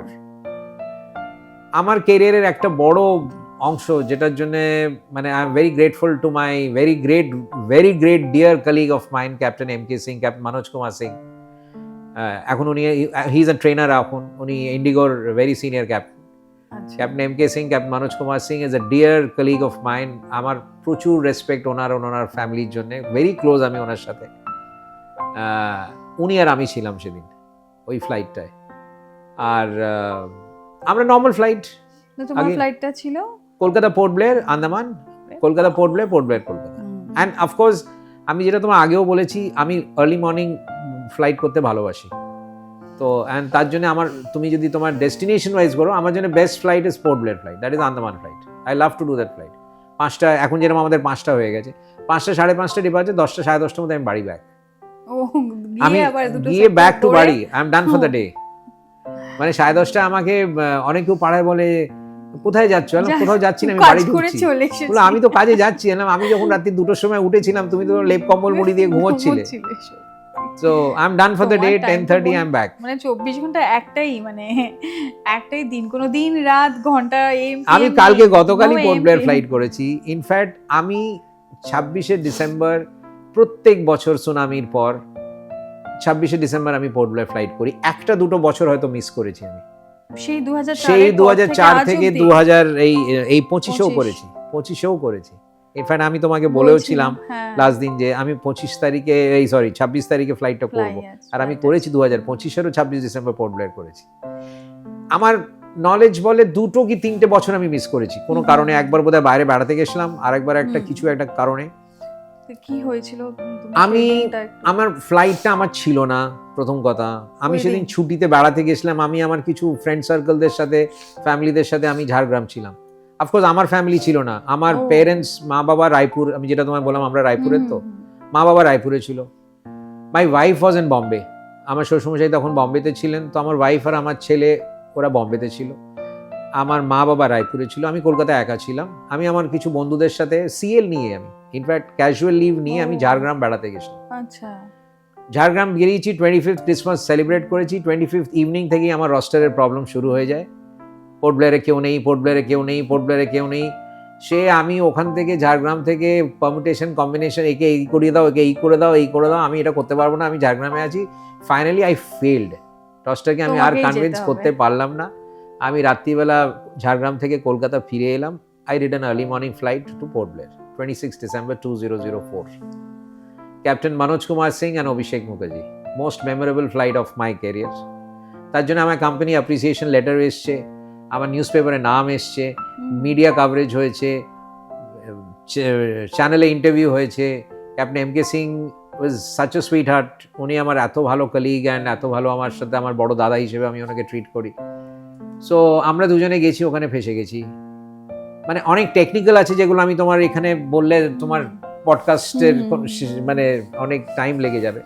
But two cut short the story, ওখানে আমাদের এয়ার ট্রাফিক কন্ট্রোল প্রথমে বলে যে ওখানে হয়েছে, আর্থকোয়েক হয়েছে, সেই জন্য আমাদের কিছু ইনস্ট্রুমেন্টেশন, আর্থকোয়েক হয়েছে, আর্থকোয়েক অ্যাকচুয়ালি আর্থকোয়েক হয়েছিল, আর্থকোয়েক হয়েছে, সেই জন্য আমাদের কিছু সিগন্যাল আমরা ক্যাচ করতে পারছিলাম না আমাদের এয়ারক্রাফটে। তো আমরা জিজ্ঞেস করি যখন, তখন বলে না, আর্থকোয়েকের জন্য ইনস্ট্রুমেন্টেশনের প্রবলেম হচ্ছে, will get back to you. আমরা তখন হোল্ড করছি ওপরে। যাই হোক, অলমোস্ট ঝাড়গ্রাম থেকে এলে কি করে? আমি ঝাড়গ্রাম থেকে 25 তারিখ, না ঝাড়গ্রাম থেকে 25 তারিখে ট্রেনে করে আমি কলকাতায় এলাম সন্ধ্যেবেলা। রেডি হতে হবে তারপর? না, আমি ঝাড়গ্রাম থেকে বিকাল সন্ধ্যেবেলায় ওখান থেকে 5টায় কোনো ট্রেন ফ্রেন ধরে হাওড়া এসে বাড়ি এসে গেছিলাম। বাড়িতে এসে আমি একটু সেদিন হয়তো শুতে লেট হয়েছে, but I was well rested for the flight. But আমার বন্ধুদের ওখানে, বন্ধুর ফ্যামিলিরা, ইনফ্যাক্ট বন্ধুর ওয়াইফ অ্যান্ড বাচ্চারা, দে ওয়ার সো, মানে সবাই, ইনফ্যাক্ট আমার সবাই এত মন খারাপ হয়ে গেছে আমি চলে আসছি বলে। বললাম কি করবো বল, যেটাই তোমাকে প্রথমেই বলেছিলাম যে চাকরির আমাদের তো ওইসব নেই। তো no 25 December, no 1 January. Anyway, তারপরে ওখানে ওরা বললো টেকনিক্যাল প্রবলেম হচ্ছে, আমরা will get back to you. আমরা কি উই কেপ্ট অন হোল্ডিং, আমরা হোল্ড করছিলাম। তারপর ফাইনালি আমাদের ক্লিয়ারেন্স দিল, আমরা ল্যান্ড করলাম। ল্যান্ড করার পর আমরা যখন ল্যান্ড করেছি না, যে এয়ারপোর্টের যে লুকটা ছিল না, ইট ওয়াজ এ ডেজার্টেড, সেটা সেই শ্মশানের মতন একটা।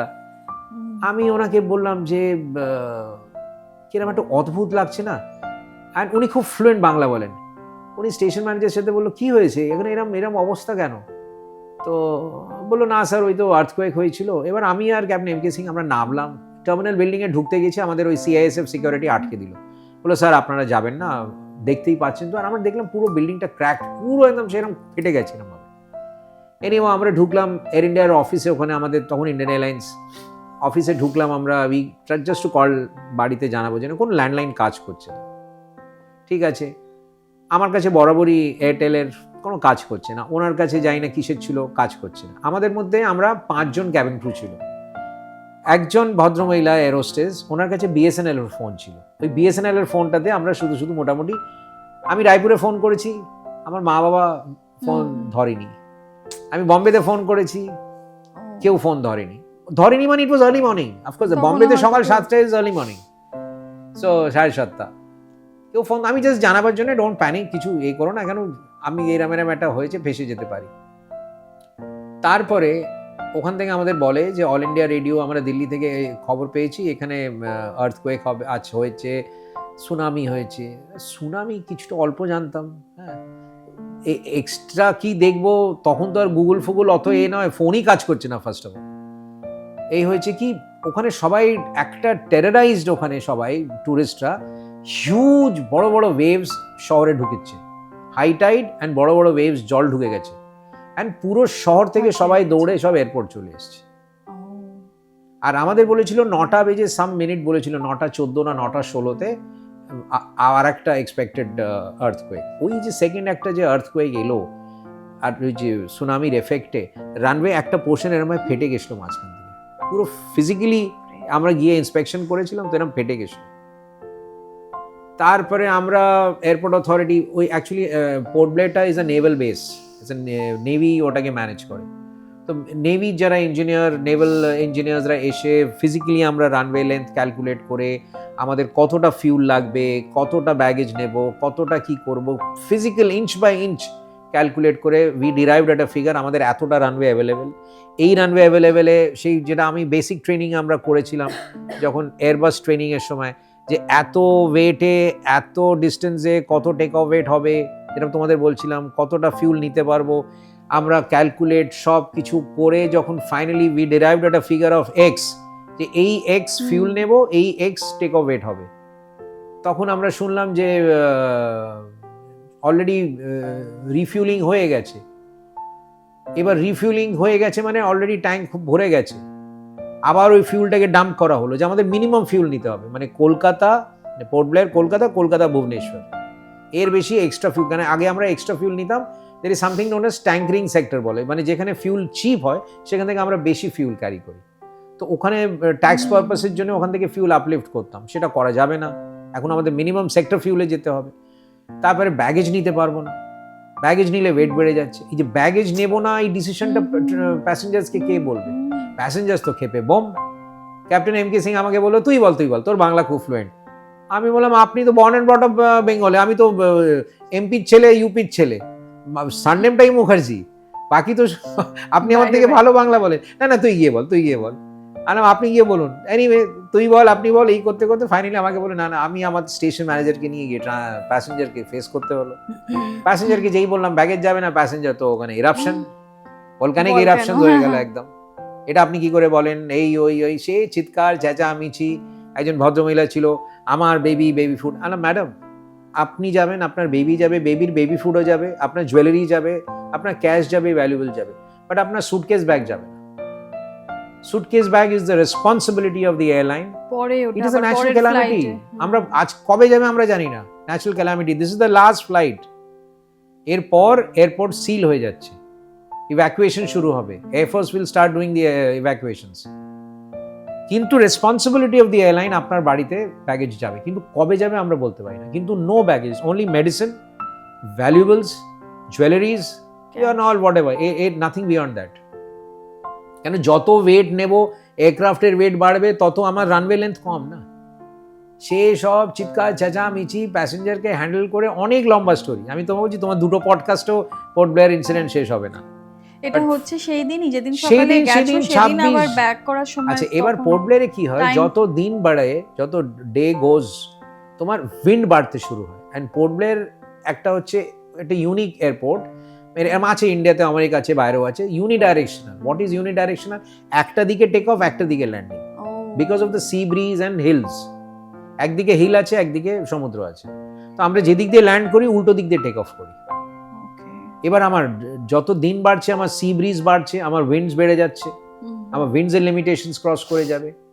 এইসব করে প্যাসেঞ্জারকে স্যাটিসফাই করে সব কিছু করে ফাইনালি আমরা প্রায় 2-2:30টার সময় দুপুরবেলা ওখান থেকে ডিপার্চার হয়েছে with a reduced runway length. এখানে রানওয়ে ড্যামেজ। এবার ফ্লাইংয়ে কি হয়, there is something known as reject take off. তুমি যদি কোনো কারণে যদি প্লেনটাকে তোমার স্টপ করতে হয়, সার্টেন এর মধ্যে তোমায় রিজেক্ট করতে হবে, স্টপ করতে হবে। এবার আমাদের ভয়, ভগবানকে সেদিন আবার সেই মা তারা অ্যান্ড সবাইকে ডেকে টেক অফ, যদি রিজেক্ট করি ওই রানওয়েটা তো ভেঙে পড়ে আছে ওখানে ফার্দার, ওই রিজেক্টের আগে আমাদের টেক অফ করে নিতে হবে। যাই হোক, with tons of experience of captain M K Singh, আমার যা তখন আমার অনেক এয়ারবাসে অনেক অল্প এক্সপিরিয়েন্স, আমার অন্য এয়ারক্রাফটের এক্সপিরিয়েন্স বেশি ছিল তখন, বাট এয়ারবাসে আমার এক্সপিরিয়েন্স তখন কম। But captain M K Singh such a sweetheart, উনি আর আমি দুজনে মিলে, ওনার এক্সপিরিয়েন্স, আমার অল্প এক্সপিরিয়েন্স, আমাদের দুজনের কোঅর্ডিনেশনে মিলিয়ে আমরা ওখান থেকে ঠাকুরের নাম নিয়ে রওনা হই। এখানে আসি, এখানে আসতে আমার জিএম যিনি ছিলেন তখন, উনি এয়ার ট্রাফিক কন্ট্রোল, আমার এটিসিতে আমার অনেক পরিচিত এয়ার ট্রাফিক কন্ট্রোলার্স, আমার অনেক কন্ট্রোলার্স বন্ধুরা আছে, আমার সিনিয়র্সরা আছে, আমার স্কুল সিনিয়র, আমার এক স্কুলের সিনিয়র, উনি এটিসি রেডার কন্ট্রোলার ইনস্ট্রাক্টর। সব দিক থেকে, ফ্রম ম্যানেজমেন্টের টপ লেভেল থেকে নিয়ে, বিগ বসেস থেকে নিয়ে, সবাই অ্যাপ্রিসিয়েশন, ঠাকুরের আশীর্বাদ, বড়দের আশীর্বাদ নিয়ে সেদিন এই ফ্লাইটটা কমপ্লিট করেছি। So this is one of my most memorable flight in my career till date. তুমি আর তাই 26 ডিসেম্বর ফ্লাইট সেইটা টু মেনটেন দ্যাট, আমি প্রত্যেক বছর 26, যতদিন আমি রিটায়ার করব, মানে রিটায়ার অবধি আমি 26 ডিসেম্বর পোর্ট ব্লেয়ার, আমি যদি এই এয়ারক্রাফটটা ফ্লাই করি টিল রিটায়ারমেন্ট, আমার যদি পোর্ট ব্লেয়ার আমার হাতে থাকে, তো আমি প্রত্যেক 26 ডিসেম্বর পোর্ট ব্লেয়ার ফ্লাই করি আমি এই কারণে। ইনফ্যাক্ট এবছরে হয়নি, লাস্ট ইয়ারে একজন কন্ট্রোলার, এটিসি কন্ট্রোলার তখন ওই সময় ছিলেন, লাস্ট ইয়ার ও মিষ্টি নিয়ে এসেছিল। হ্যাঁ, ও আর আমি দুজনেই, উই ওয়ার দ্য অনলি 2% যারা 2004-এ ছিলাম। উনি এটিসিতে ছিলেন, আমি ফ্লাইং এ ছিলাম। এখন তো এগুলো লোকে চেঞ্জ হতে থাকে, ওদেরও ট্রান্সফারেবল জব। এবছরে কেউ ছিল না, আমি এটিসিতে ফোন করেছিলাম, কোনো পুরনো স্টাফ এবারে ছিল না, সেজন্য আমি একাই এবারে নামলাম, আমি একাই গিয়ে একটু মাটিতে হাত দিয়ে প্রণাম করলাম এর রানওয়েতে। তো সেটা আমার একটা most memorable in my career, যেটা is very close to me, especially arekta reason is because of my dear colleague Captain M.K. Singh. উনি এত ভালো জেনুইন ভদ্রলোক যে আমরা দুজনে টিম ওয়ার্কে, ওনার গাইডেন্সে অনেক কিছু করতে পেরেছিলাম সেটা। অসাধারণ লাগলো দাদা আজকের আড্ডাটা আমরা শেষ করতে হবে আমাদের। নিশ্চয়ই, আমি একটু বেশি তোমাদের বোধহয় বলে ফেললাম অনেক কিছু, মানে আমরা তো আমি অবাক হয়ে শুনছি, আমি শিওর দর্শক বন্ধুরাও সেভাবেই শুনবে না, আরো অনেক প্রশ্ন থাকবে হয়তো তোমার জন্য। নিশ্চয়ই, তোমার ইমেল আইডিটা আমরা শেয়ার করে দেব, হ্যাঁ নিশ্চয়ই, যোগাযোগ করতে চান, কিছু জানতে চান তোমার সাথে, তাহলে কথা বলতে পারবেন, কোনো অসুবিধা নেই। আমি ইনফ্যাক্ট আরো লাস্ট একটা অ্যাড করব, যদি কেউ বাডিং পাইলট যদি এই প্রফেশন নিতে চায়, কোনো গাইডেন্স চায়, মোস্ট ওয়েলকাম। আমি আমার এতে ইমেলটা শেয়ার করে দিও, আমি I will guide them with whatever best I can do for anyone. আর আমরা শেষ করব একটা রিকোয়েস্ট, যদি অ্যাজ ক্যাপ্টেন মুখার্জি তুমি যা বলো বিফোর টেকিং অফ বা ল্যান্ডিং এর সময়, কোনটা বলবে তুমি? সেটা যেটা তোমার ইচ্ছে। শেষ হচ্ছে তো let me start with the landing only. হ্যাঁ, যেটা তুমি যেভাবে বলো পাইলট ককপিট থেকে, তুমি প্যাসেঞ্জারদের বলো একটু সেইভাবে যদি বলো। Ladies and gentlemen, this announcements come to the flight deck. My name is Captain Abhishek Mukherjee. Thank you for choosing to flying Air India. It had been a pleasure flying with you all, and I hope you all had a pleasant flight under the leadership of the senior most cabin crew and the rest of the crew. They had been looking after you very well, and we had a comfortable and safe flight.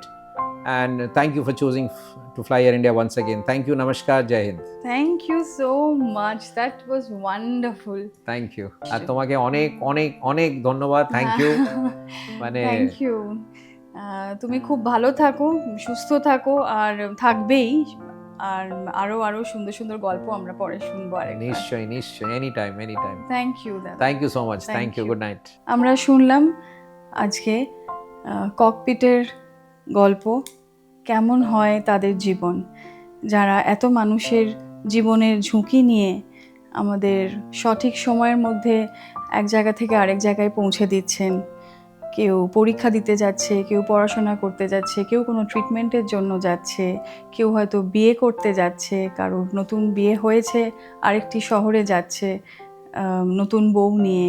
কত রকমের গল্প, কত রকমের ঘটনা সাক্ষী তারা নিত্যদিন হন, তার কিছু ছবি আজকে উঠে এলো আমাদের এই পর্বে ক্যাপ্টেন অভিষেক মুখার্জির সঙ্গে কথোপকথনে। কেমন লাগলো আমাদের আজকের এই পর্ব জানাতে ভুলবেন না কিন্তু। আর সকলকে অনুরোধ করব অবশ্যই পুরো পর্বটি শোনার জন্য, বন্ধুদের সাথে ভাগ করে নিলে এবং কেমন লাগলো আমাদের জানালে আমাদের খুব ভালো লাগবে। আমাদের চ্যানেলটি সাবস্ক্রাইব করবেন, কেমন লাগছে জানাবেন। আর যদি না দেখে থাকেন আমাদের যেগুলি অলরেডি রিলিজ হয়ে গেছে যে এপিসোডগুলি, একবার দেখবেন। আর এমন কোনো মানুষের কথা যদি আপনারা শুনতে চান বা কেমন ধরনের কথা বা গল্প আপনারা চান যদি আমাদের জানান, আমাদের ইমেলে যোগাযোগ করতে পারেন। প্রত্যেকটি পর্বের ডেসক্রিপশনে আমাদের ইমেল আইডি দেওয়া আছে। দেখা হচ্ছে খুব শিগগিরই সকলের সাথে আরও একটি নতুন পর্ব নিয়ে। ভালো থাকবেন, সুস্থ থাকবেন। নমস্কার।